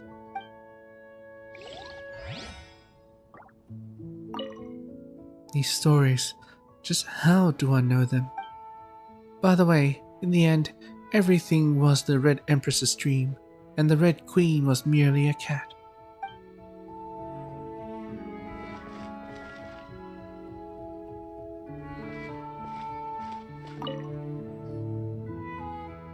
Shall I summarize the entries regarding Lyris I possess for you two? Alright, thank you, please do. Omitting the standard citation format, reconstructing output to match format report to superiors. Lyris is a registered Oceanid. She is not eligible to be stationed in the waters outside Fontaine, and has become a special source of information for the nation. She was appointed as the director of an orphanage to symbolize the love and affection of the previous Hydro Archon. The orphanage's affairs were mainly managed by its human vice director, an orphanage director. An orphanage director? And how is she connected to the Narcissan Cruz Ordo? As director, Lyris was very affectionate towards the children and quite devoted to them, but her intelligence among our Oceanids was below average. She wasn't very good at working out the cause and effect of things, nor could she even count. As a result, she was not qualified to perform covert investigations. What? How will she not be able to do these basic things? Sounds like some. Sounds kind of like a big old cat mom who can't count. Cat mom. You know, because cats can't count, so they pick up their kittens one by one and keep going back until they see that there aren't any kittens left. Did I actually do that? Later, the orphanage was destroyed during the calamity, and the official records of her stopped there. They say that she failed to understand the link between the disaster, the orphans fleeing, and her own conduct, and so she wanders the ruins, drowning in guilt and expectation. I have an underwater locomotion module. Once Mary Ann and I dove down to the ruins of the orphanage, whose coordinates were the same as those of Anapulsis. There we found an oceanid swimming sadly in circles. When she next appeared in the records, she was a core member of the Narcissan Crew's Ordo and the subject of a high-priority arrest warrant. Oh, but she doesn't seem like a bad person. Yeah, what's with the warrant? Considering that she might be connected to Anne, she must have been tricked. Ah yes, there's another important piece of information worth noting. The orphanage's name was the Narcissan Crew's Institute. Narcissan Crews. These are all Marchese Phantom files that Mr. Alain Guillotine recorded for testing light sensitivity while designing me. The output is via my image-to-text-to-speech module. According to eyewitness testimony regarding who I suspect to be Lyris, there shouldn't be any problems. And you may have heard of this elsewhere, but it's worth mentioning again. Elaine and Marianne were orphans in the care of the Narcissan Crew's Institute before the Marchese hunter, Emmanuel Guillotine, took them in. Emmanuel Guillotine. Thank you, Seymour. Don't mention it, noble sir. Hello. I hope my information helps. Hey, Cater. Paimon feels like you've changed a lot since we met in the Fortress of Merpy, Caterpillar. Would a five-year-old child and a 15-year-old teenager be the same? Perhaps returning here simply reminds me of the past, and of who I used to be. Time is frozen in the fortress. Being locked up there for a day or 100 years, I'm afraid it made no difference to me. Lenora is what made time flow for me. Watching her grow reminded me that time still passes, and life is still being born, shining brilliantly, and then being extinguished. And so I changed as well. That said, my past life, the person I was before I met her, would certainly be more helpful to Anne and Seymour in our current situation. That's true. Don't be like that, Paimon. Just think about it. Making up stories for Lenore was nothing more than putting such ways of thinking to good use. Regardless, it has nothing to do with the current situation. You look like you still have questions, Tabito.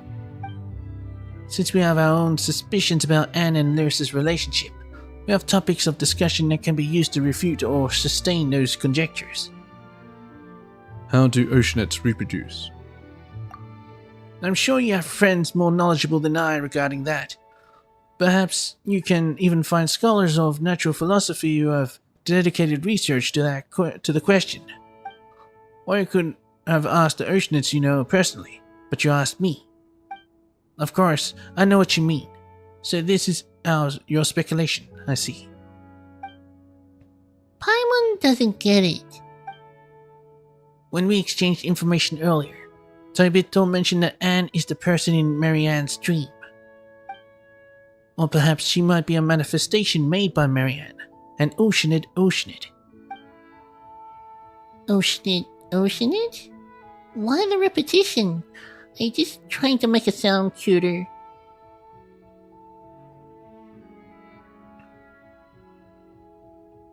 Parthenogenesis. Cloning. Apologies. Perhaps my description was ill done. Still, can an oceanid create an oceanid creature version of an oceanid? Wow, that's deep. That's like asking if hard candies can be used as a filler for another hard candy. So what would you say to that?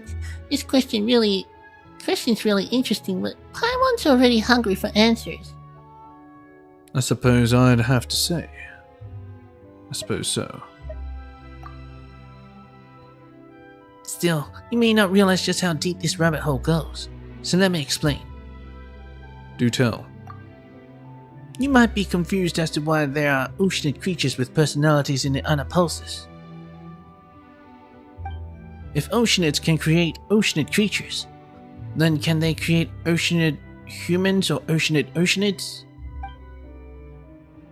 Convention dictates that it's rare for oceanids to be able to mimic a human, unless the human drowns in their arms or the oceanid has spent extensive time with the person that knows everything about them. And the oceanid in question must also have tremendous wisdom and compassion. I'm afraid perhaps only one as powerful as Rodea could do it.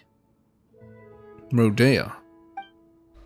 Wow, so that means Idea must be incredibly strong.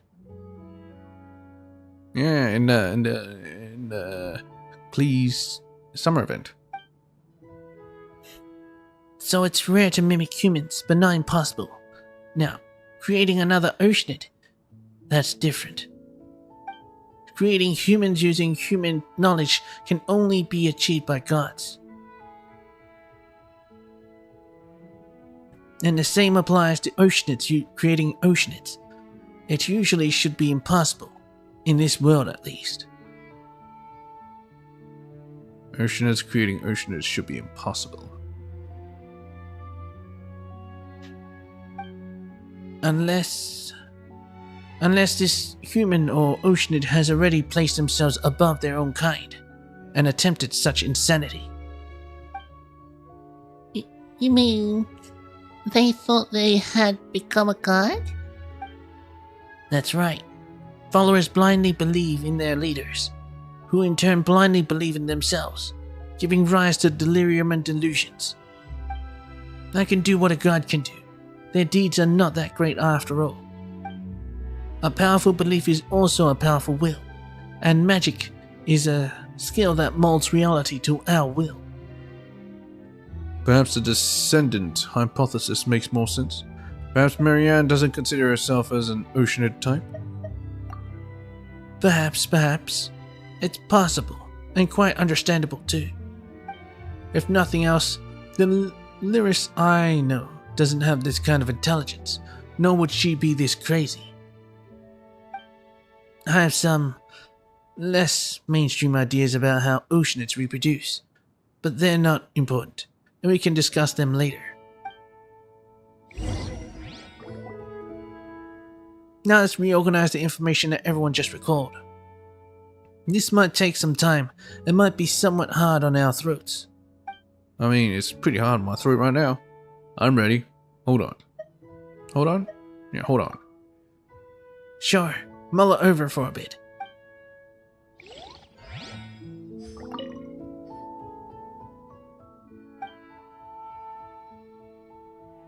Alright, I'm ready.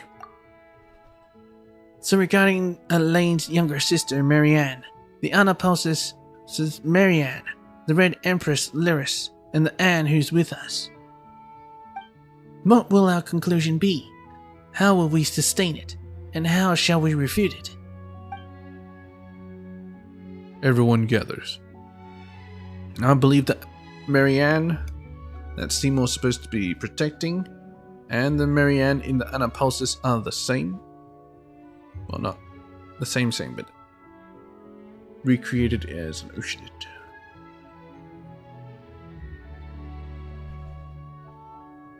Because she has to have died at some point, so she must be recreated as an oceanid. And Anne is part of the recreated oceanid. but who created her and turned her into an Oceanid? And it's saying that Red Empress cannot do that because she's not smart enough. Is there anything else you feel we should add? As I mentioned before, Mary Ann is not only the princess in Anne's story, but she is also the person I must protect. She is the younger sister of Elaine Guillotine, the one who designed me, 4AC V07. As for matters concerning me, I suppose you already know all about them, Knight Tababito. Speaking of which, did we also hear all sorts of stuff while we were in Arenas? Seymour was also damaged during that time. How did it go? Did you think of anything? About the damage to Seymour and Elena's. That's right. Seymour was damaged inside Arenas, and Mimir's been taking care of him. To my shame, yes. Though I do not have such emotions. You can see it as me having lowered my assessment on myself. And according to Arenas, the battle that occurred within his body ended quite terribly. Yeah, I believe Elaine died there. That's why I had the correct tool to repair Seymour. Evidently, that was the battle that damaged you, and it was an incredibly fierce one. But considering that you were damaged, then your master might have been. Common sense dictates that the fate of Marianne Guillotine, sister of Elaine Guillotine, was most likely a grim one. Did Marianne go there as well? But this world is full of tales of loyal knights who exchanged their lives for a miracle. So you needn't grieve too much, Seymour. Seymour appears to have entered data fragment sorting mode, out of pure shock. But your master, Marianne, was an ordinary human being, wasn't she? And the time that has passed since then far surpasses the lifespan of any human. How'd it go? Did you think of anything? The Red Empress Solaris. She was an important figure in the Narcissan Cruz Ordo, and she is also the other Oceanid involved in the tale, apart from Miss Anne. One of only 2 Oceanids, and we also just agreed that we believe there must be an Oceanid behind Anaposis. But her traits don't match those of the Mary Ann we encountered. Could it be that Lyris's imagination was behind everything? Even me? That's unlikely. Seymour mentioned that her intelligence was quite limited, so phantoms of this sort would be quite hard for her. Similar to how an author would struggle to write a character more intelligent than themselves. Okay, I get that. In fairy tales, the kitten may dream of their living little master. But I fear such things don't happen much in real life. So who is behind all this? And who in the world is that Marianne? Danica, did you think of anything? The Oceanid Anne. Huh? What about me again? One suspected that you might be the person that Marianne dreamed of. So in your view, Marianne is the Oceanid behind the curtain, yes? I don't know. Well then, do you find the name Nearest familiar? She is, after all, the only Oceanid involved in this apart from yourself. If you mean the title, the Red Empress, then yes, I do have some impression of it.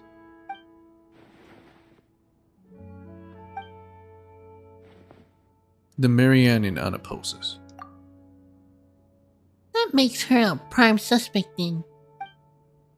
To be honest, Were you using the process of elimination? You actually already guessed as much long ago. I didn't want to disrespect Anne, though. You're right. But you do already have a version of the story in your heart. Your own interpretation, yes? If that's the case, then we should go find that Marianne and see for ourselves. But she kicked us out. Please permit me to change the topic for a moment. Does this mean that I shall no longer be able to fulfill my orders to protect Marianne? We've worked out this much, and that's the only bit you care about? Why she's alive in Oceanid form? You should come with us. It may be cruel, but from the moment we discovered that the guillotine siblings were from centuries ago, it was probably inevitable. Correction. So the conclusion would be that it was my incompetence that exposed Marianne to danger. Do not blame yourself. You have fought to the point of destruction. You have done your part. There's no need to be so pessimistic either, though that is an odd thing to say to a machine.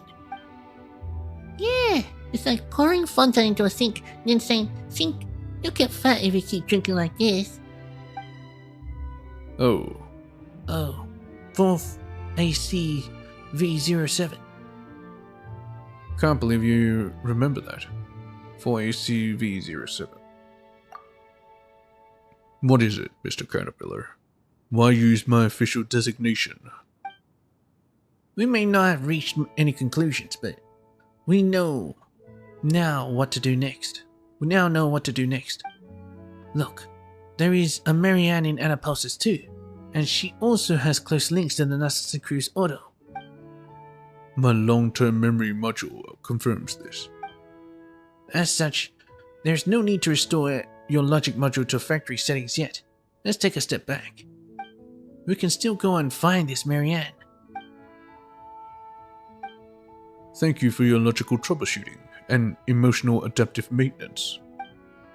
I think what you said makes sense. It is not yet time to admit defeat and restore myself to my initial settings in order to take on a new mission. Yeah, that's right. You silly dog. Silly doggy.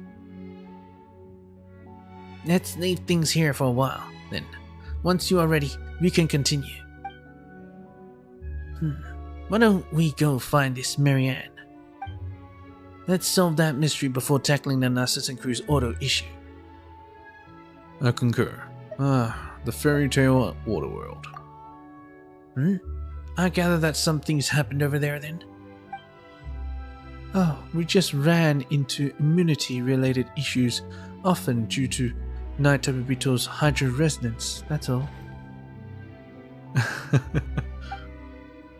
Paimon feels like some extraordinary instinct awakened in you after you met Seymour, Anne. Is it time to review responsibilities and apportion blame? I do not think I should be held accountable, for I can only override my protective prerogative in moments of great danger. Don't worry, Night Tabibito. We'll make Marianne tell us everything this time. So, shall we go then? Head to the designated location.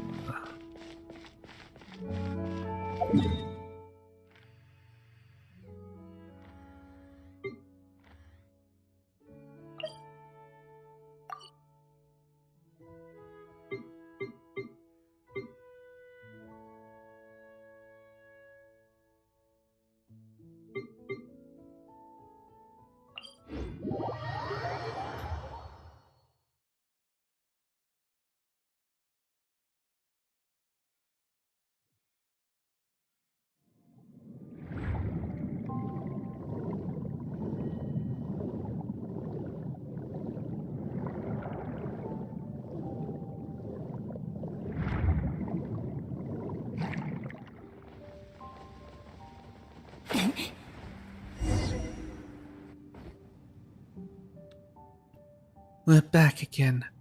This time, I must. Marianne. That's the spirit, Miss Anne. In truth, I must confess to being somewhat jealous of you. You still hold out hope of recovering your past. I've been searching for centuries, but I haven't found a thing. So please, do your best for this old caterpillar's part as well, alright? Figure your past out, and come to accept your present self. Yep, I will.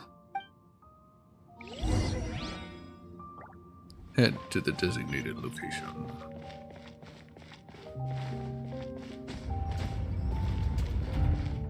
Oh, Jacques and Al. Why are they back? Oh, what are these guys doing here again? Wait, isn't that Al's group?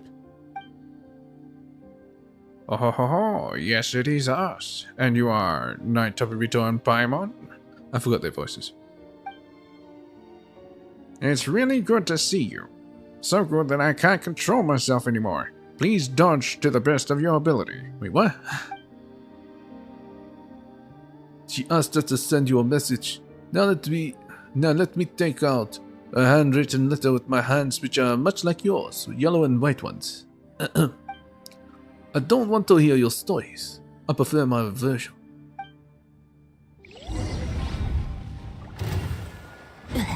Stop now, Jacques. I've lost control. はいチーズ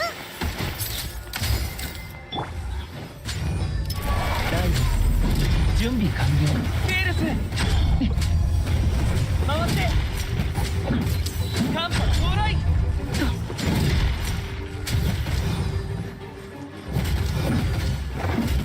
ベールスはったはっ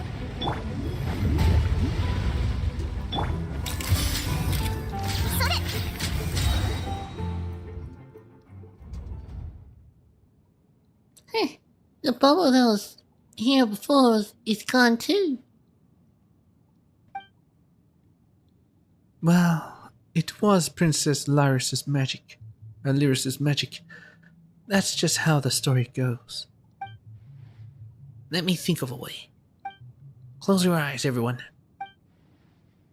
A temporary optical sensor shut down? Understood.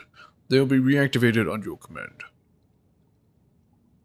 Is he gonna transform and then he's gonna, I don't know, pull out animo slime somewhere and float us up? Wait, why do we have to do that? The essence of a mime is pretense. The charade is something. That something is still here. And belief is the heart of magic. The faith that there is meaning here. So let's close our eyes. What, believe that there's a bubble there? So, Anne, begin imagining what it would look like if that bubble was still here. You close your eyes. You close your eyes and feel some sort of fluctuation. I prefer the story of Narcissus and Crew's adventure team sitting down happily for tea time after their adventure has ended. Bloop. Wow, it really appeared. The Ordo called this step the process of imagining something in such detail. Imaging. Let's go over and have a look. Is it created using imaginary element? Alright. Enter. Bloop, bloop, bloop, bloop, bloop, bloop, bloop, bloop, bloop, bloop, bloop. Why is this one so slow? Bloop, bloop, bloop, bloop, bloop, bloop. Open up. Open up. There we go.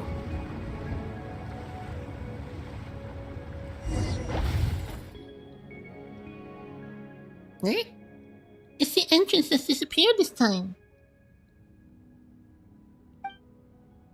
And do you know how to make the portal? Can you do your imaging thing on it? Alright, let me give it a try. Otherwise we're stuck here. You close your eyes and a lonesome silence comes over you. But everyone's left. They won't come back, no matter how long I wait. I can't, it seems. Wait, why? How are we supposed to see Marianne then? I suspect that this is because the portal has lost meaning, and thus cannot be recreated. From what you told me before, the entrance that was once placed here led you to a story that had yet to be written. Now that she has said everything she wanted to, the story no longer has any meaning. Marianne is rejecting our answer, and that is why the way in is shut. Yeah, she rejects our ending. She rejects the truth. Does this mean we're going to return empty-handed? Does seem so. I wouldn't say we're completely out of luck. Did you notice something we didn't then, Knight Tababito? I heard something while Anne was imaging. I did hear something then, so you can hear it too? Would that be Mary Ann's real thoughts? Must be. What did you two hear? Might be best not to discuss personal secrets here. The walls might have ears and all. Let's head back before talking about this. You return with everyone to the Nurses and Crew's auto.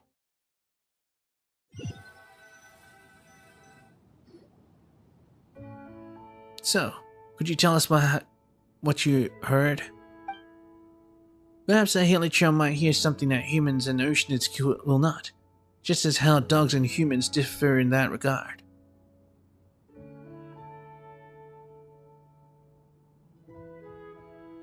Oh, I was wondering why he was talking about a heliotrope, but yeah, he's a heliotrope.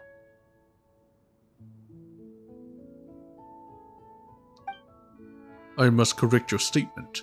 My auditory components can indeed pick up higher and lower frequencies as compared to humans. However, I am not a dog.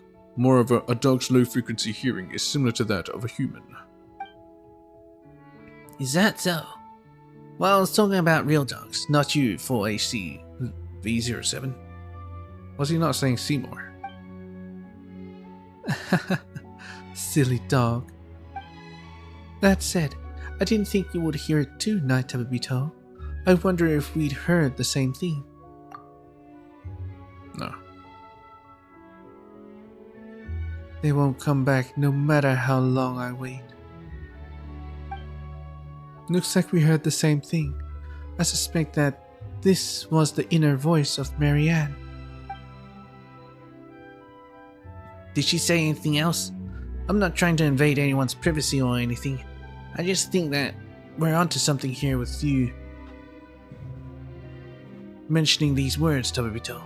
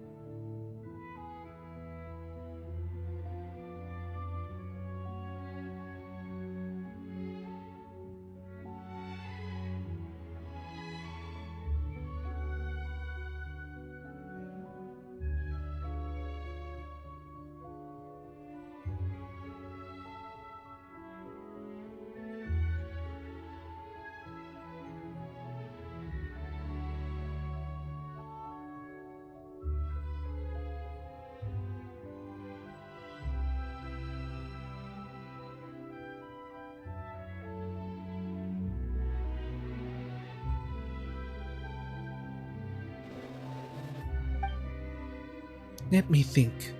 After that, I also heard something like, I prefer the story of the Narcissus and Cruz adventure team sitting down happily for a tea time after their adventure has ended. And then, I don't want to hear your stories. I prefer my version. Have you noticed something off about this, Tabito? Please state your case. Let's think our own thoughts through first. Perhaps we really might be able to come to some conclusion.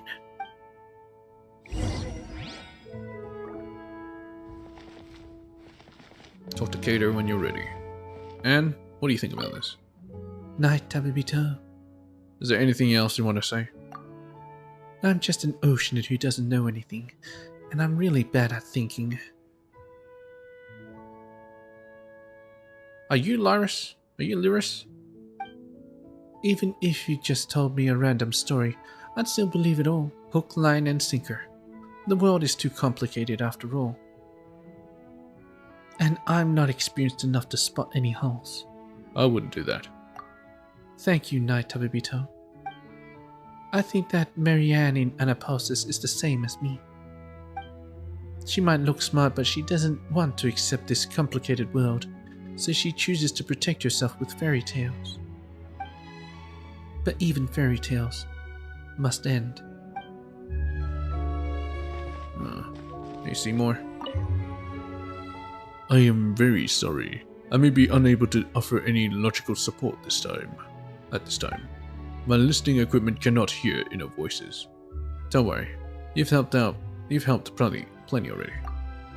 Would you tell me your assessment? Is the Marianne from Anaposis the person I am meant to protect or not? I don't think she is. I think she is. She's just remade. She's not exactly the same person, but still kind of the same, so I think she is. I am willing to believe your judgment, even if that means I have to update my data. According to my records, Marianne Guillotine never exhibited the behavior of waiting for others to come back after the Narcissus and Cruz Institute was destroyed. That means she must have returned to the ruins here after being adopted, living there for a while, but there is no plausible time frame that meets those requirements. Logical error. Data fragment. Sorting initiated. Hey, Cater. You don't seem to want to link the two of them together. Neither elimination nor enumeration is very fair to Anne. What a coincidence. I happen to agree. But I have some other thoughts to share too, though they may have nothing to do with the next step in our reasoning. Are you willing to listen? I'm listening. Earlier we broached the topic of oceanid reproduction. It's a huge taboo for oceanids to mimic and transform into one of their own kind, just as it is for humans to create humans. But you see, humans can create humans through love. Well, yeah. the natural biological process, yeah? Go. Pursue eternity, not through mystery, but love. What if, by some chance, this mysterious method of oceanid reproduction is accomplished through imagination and mimicry? So you just imagine a child or something? Imagine another oceanid? Perhaps their regret or remorse gives birth to a thought, and as they imagine a path that could have been taken, a new oceanid is born. So they're using the imaging process. That's a very interesting idea. We'll never know. After all, it's a secret passed down amongst oceanids only. In any case, we'll begin once you're ready.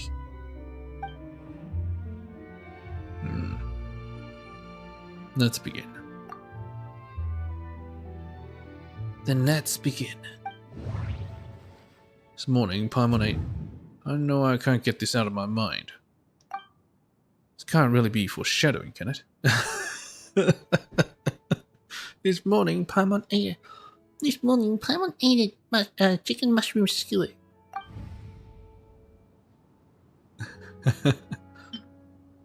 Talkative Marianne. Marianne who wove a fairy tale without an ending. She refused our visit, but she mentioned her memories from the Narcissus Cruise Institute. It sounded like she was waiting for everyone to return to the Institute ruins.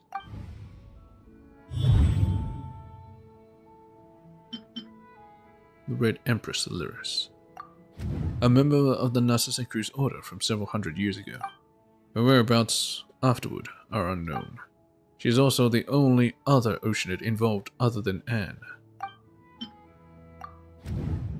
The one that Seymour was supposed to protect. Something happened in Elenos, resulting in Seymour's damage and her disappearance. Where is she, and what is her relationship with Marianne? The memories of the Narcissus Cruise Institute. The only person who grew up in the Narcissus Cruise Institute and has a matching background is Marianne Guillotine.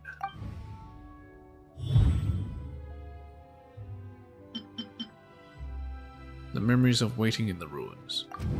The person who once waited within the deserted ruins for everyone's return was Lyris, the former director. Director Lyris's memories. Mary Ann has Lyris's memories. Mary Ann has Mary Ann Guillotine's memories.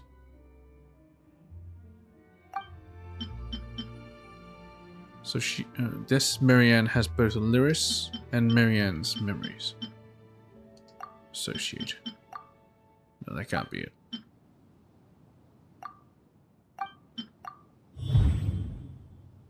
Marianne is Lyris.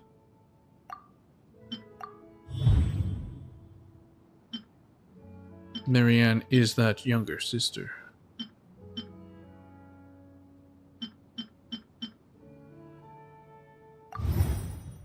If so, then Marianne is Marianne Guillotine. They have the same name and matching memories. Yes.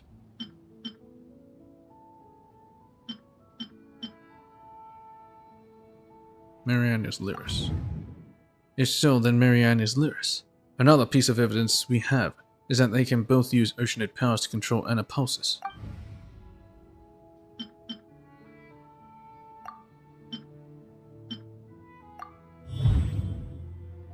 Their identities are contradictory.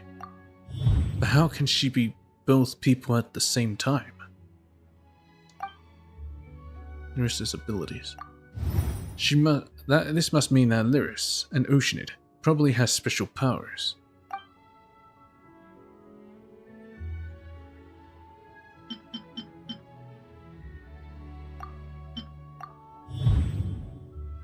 Dissolving the personality and will. To recreate them. To a new Oceanid. Her job in the Order was to dissolve the members' egos. What could have happened between her and the missing Mary Ann Guillotine? For some reason, Lyris dissolved Mary Ann Guillotine's personality, and afterward their wills, now mixed, began to dream. They dreamed of a simple world, where the princess is saved and the evil dragon gets killed, while the heroes are always pressing onward. Princess is saved. The evil dragon gets killed. Does it talk about Elenos? And the princess? Would that be Lyris? Or would that be Marianne? Or maybe Marianne Lyris? They dreamed of a world where everything was simple and had an answer, as long as Anne was there. Thus Anne and Marianne were born.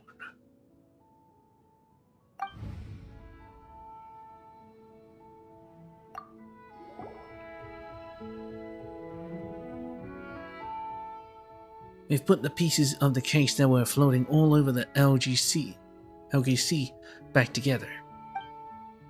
It's just an empty box even after being put together, but we finally figured it out.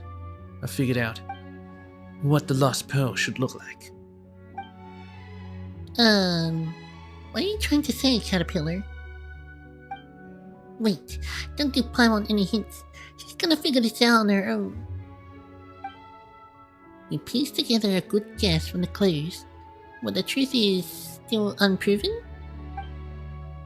Of course, my speech analysis module has determined that Miss Paimon is correct. Actually, I meant that we may never know the truth, but I'm afraid we have no choice but to accept this conjecture.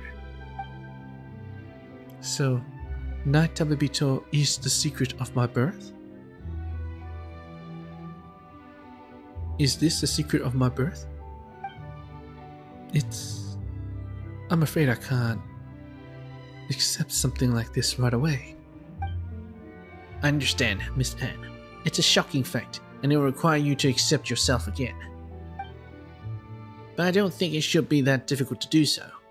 After all, knowing your past does not require abandoning everything about the present. I do not understand the specific context of this discussion. But I would like to add that I do not believe I am different from how I was before suffering disc damage.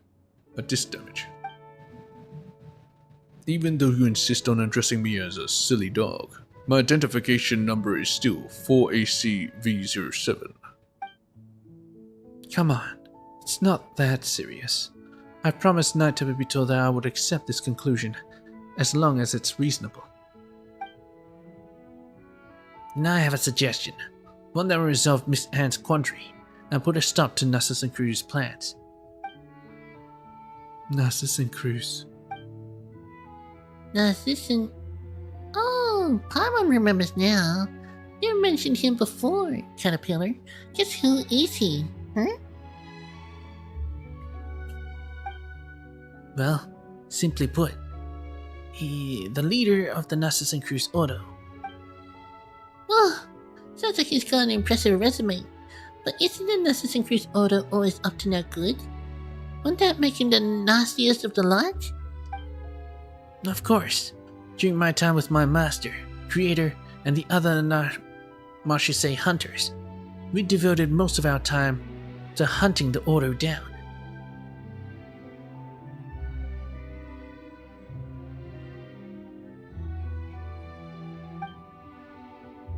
As I said before, the goal of the LNS operation was to capture or eliminate Nasus and Cruz as well. However, my memory does not contain any intelligence regarding his involvement. That's a given. Looking back at it now, he was merely using us as bait, and I wasn't the only one. It was the same for Jacob, Lyris, and many others in the Ordo. I'm afraid the LNS operation was simply never more than a red herring with the goal of leading you and Guillotine away to buy him more time to execute his true plans. Remember the doomsday clock I mentioned? Yep. Nothing's still moving.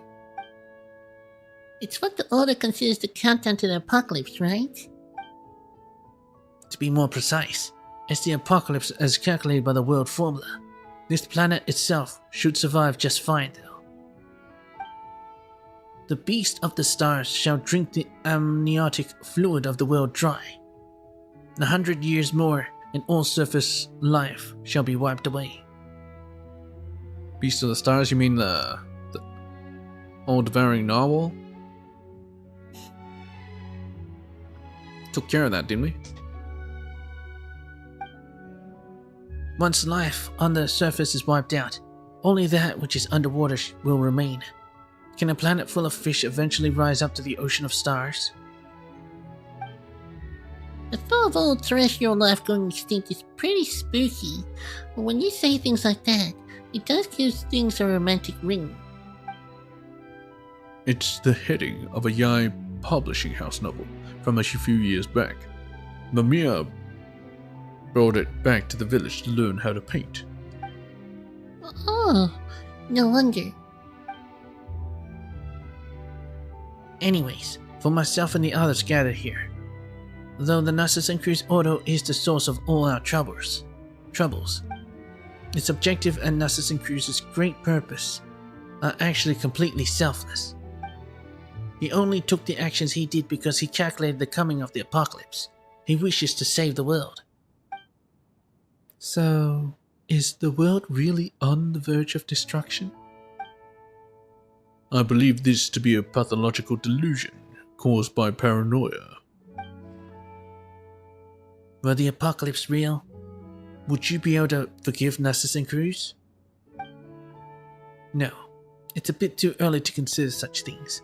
You have yet to understand what happened to you, Anne. And as for you, Seymour, your hostility is a result of your programming and the duties it imposes.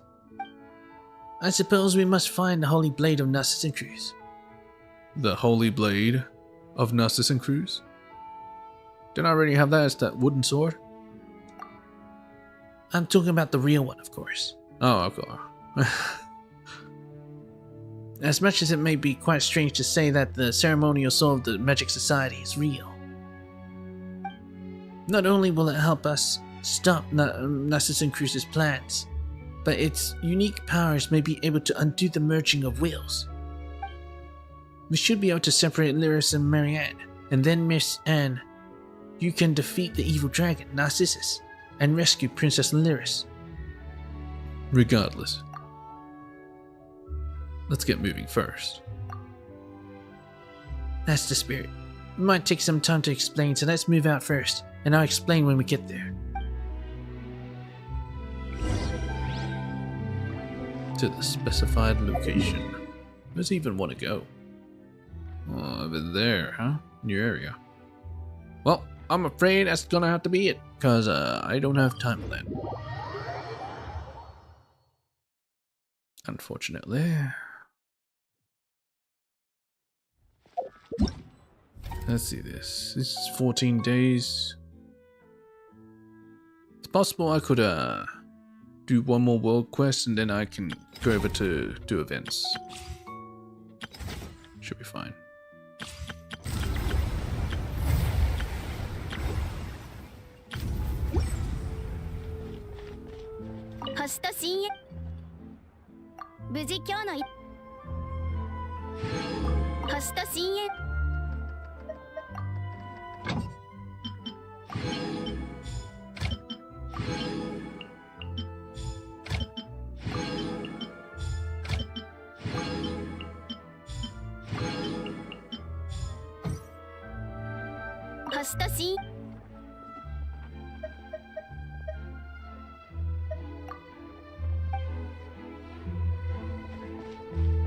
Oh, you know what? That should be fine. That should be all. That should be good. Is there anything else? Let's see. Now those here. I need to grab this. It's inside a hole, and I'm not sure if it triggers something.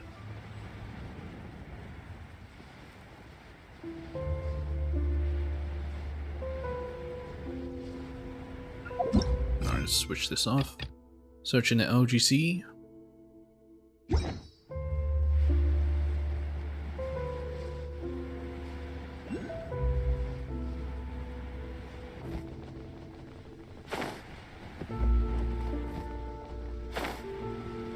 As you can imagine, I'm quite suspect of this. Ah, the Arceum Luminite. This is where you use it. The Zara forging Arceum emits unusual energy and light. They say that such things can be used to open a gate somewhere. Let's open it. Not so straight is the gate. The fuck is this place?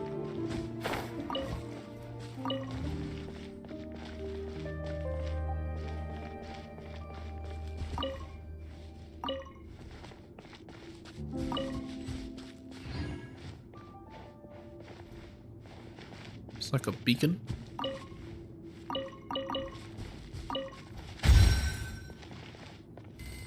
Read.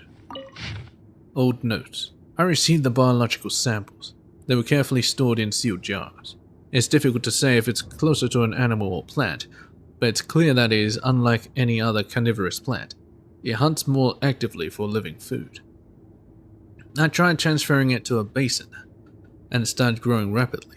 It seems to eat anything, I cannot determine if this is due to its inherent nature or a result of mutation after the introduction of heterogeneous tissue. Maybe that person would be interested in it. Unfortunately, after going to live in seclusion in Dryas Wood, he has been avoiding the Institute's researchers, including me. I have learned that Arcum affects his behavior. Further experimentation is pointless. Feeding should be stopped at once. So why did that forged Arcum open this door? Why does the key need to be that special? I'll take this. 旅の収穫だ。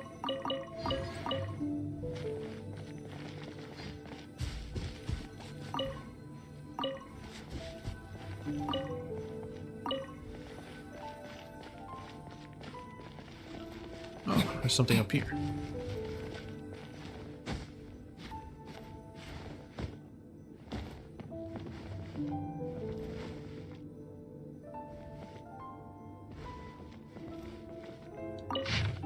Research notes of Master Ruggiero about the Golden Troop. The Golden Troop. Comparative studies have been conducted on the surviving ruins of ancient orders from across the land. While they all had different names, the scripts and images left behind support the conclusion that they share the same origin. Ancient scholars believe that all arcane arts originated from a pre-Lemurian civilization.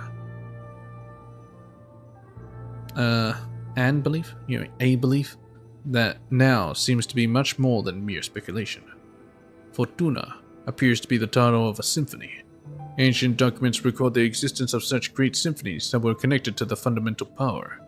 The gods of this previous civilized era seem to have ruled Fontaine using the power of symphonies. Yeah, they used music. The ancient Lemurians used music to record everything, and even magic was no exception. But their thinking was so peculiar that it hardly seems human. Even the scholars of the ancient orders, self-proclaimed heirs of this pre-civilizational legacy, were unable to fully comprehend it. I collected numerous special conches on my quest to uncover proof of the Grand Symphony's existence. Although the legends about them vary by area, there is a single point upon which all of them agree. These conches were tools used by this ancient civilization to convey some kind of information.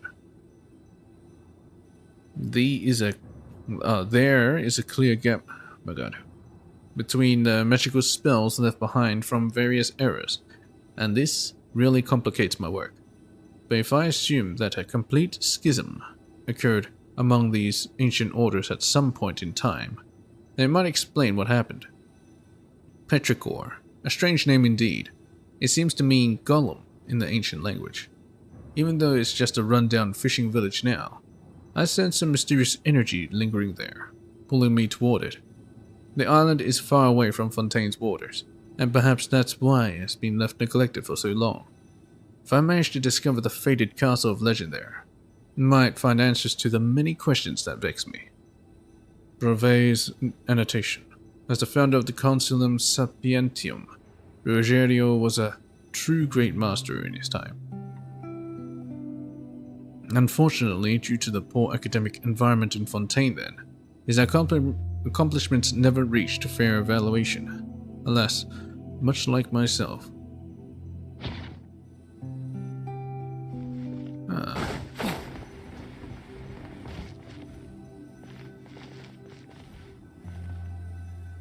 Let's see what this is about. So this is one of the conches of the Lemurian race. Golden bird shedding. Golden bird?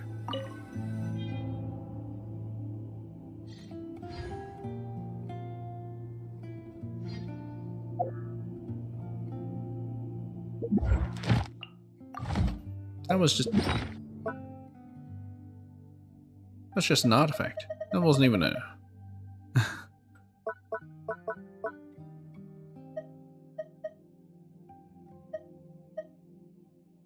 Do I have one? I don't think so. I have one. Let me see.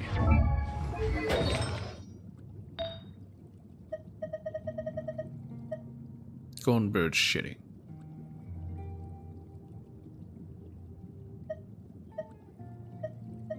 Might have some important lore affiliation that I'm not aware of. At least for now. This roof.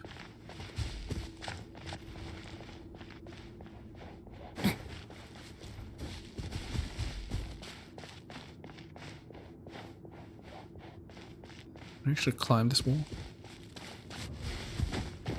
Indeed I can.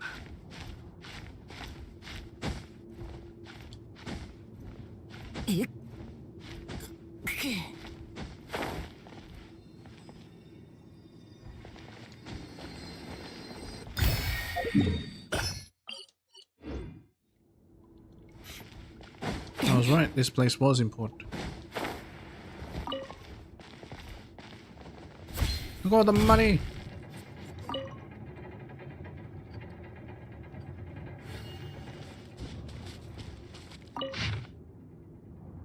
Salvation is meaningless, if only a few can be saved. Were these words to be spoken by one of noble character, that would be all. When the issues of cost and efficiency cannot be resolved, allowing the few to be saved is the best choice. The underwater shelter is undoubtedly a technical success, but even if we ignore cost issues, it's still a non-stop gap measure at best. The Archeum project has greater potential, but the forging can only realize a fragment of its potential, and that is an experimentally proven fact. Another project criticized as being purely ornamental. Said ornamental value is an objective fact, but it is useless to science. Archeum is rather ornamental too, but its beauty is worthless if it cannot serve the well-being of Fontaine's people. Okay.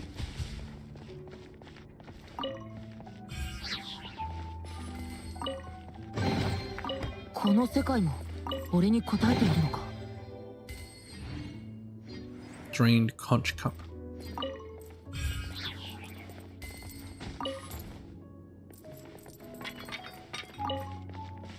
I want to get another cup.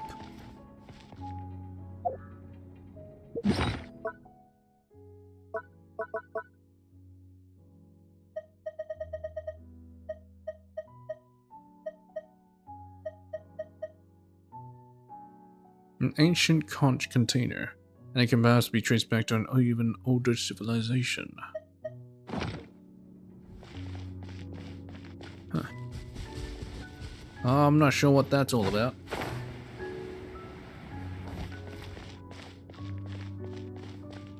Whatever.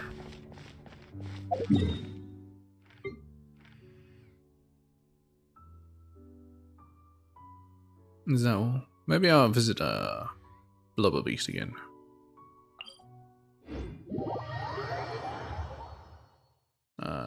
Berry Puff.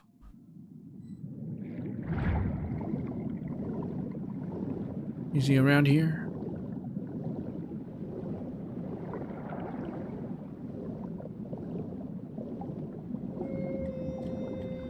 It's not here anymore.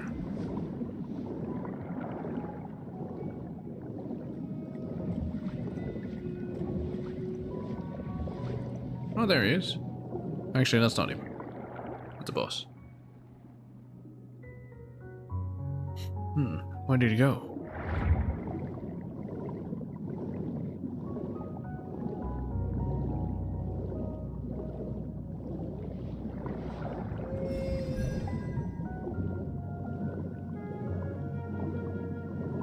Is that him? No. I wouldn't be able to attack Berry Puff.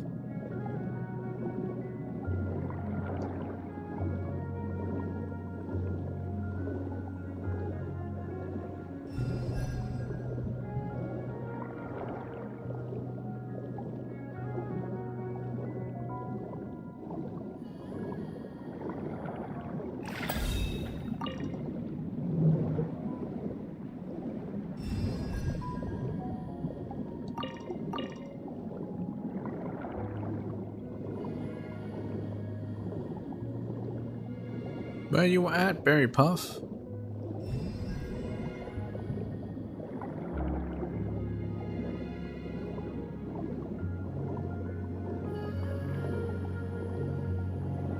that's not him.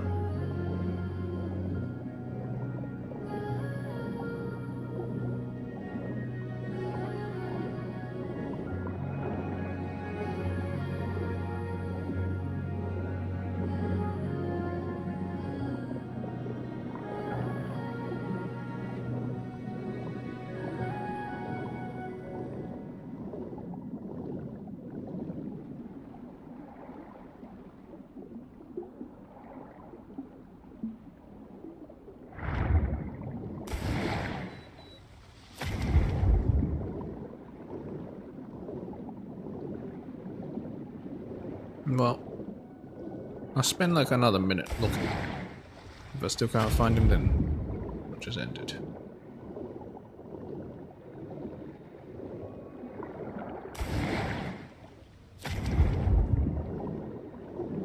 Shimmer de la Spar.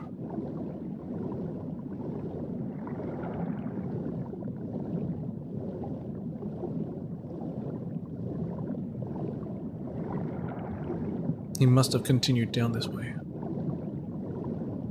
Where did he go?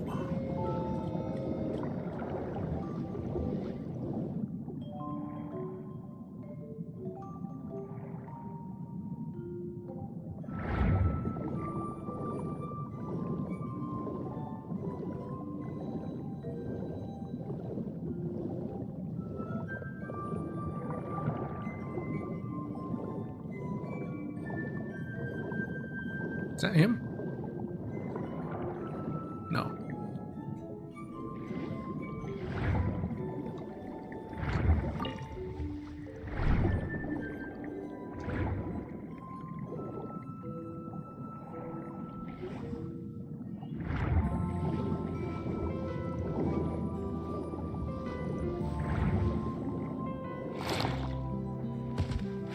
Well, you can't be over here. There's no water here.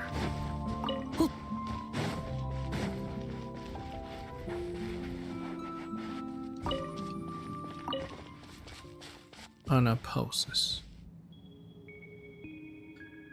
Well, anyway, I'll have to end it there. Nothing else I can do now. Right out of time. Hope you guys enjoyed. I'll catch you guys next time, I guess. Check out the mail. Sucrose. Secret research. Today, I'd like to take this opportunity to go somewhere a bit further away and conduct some secret research that I've been planning. I've always been fascinated by the bone shards that Geovishap hatchlings carry with them. What kind of creatures were they originally from? Do they still exist in this land? How long do their bones... have their bones been lying somewhere out there? Unknown to humankind. Why do the Geovishap hatchlings treat them like they're some sort of treasure? If we could just collect enough relevant data, we might just be able to shed some light on these questions. The only thing is Geovishap hatchlings and Geovishaps are usually found out in the wilds of Leah. Going alone would definitely be very dangerous, so I'd like to invite you to come along with me. If you could spare the time, I'd be extremely grateful. Everything else we come across is yours. As long as I get the bone shards and the data, I'll be more than satisfied. Okay, that's interesting. Doesn't she just study plants, though? Anyway, G-buds. No, straight is the gate. No, not so straight is the gate. Secret study. Crow blackbird. It's a pelican.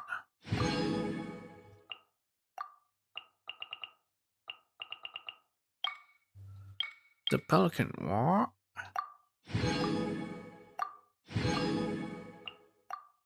Nice. Well, that's that, and I'll catch you guys in the next one. Peach.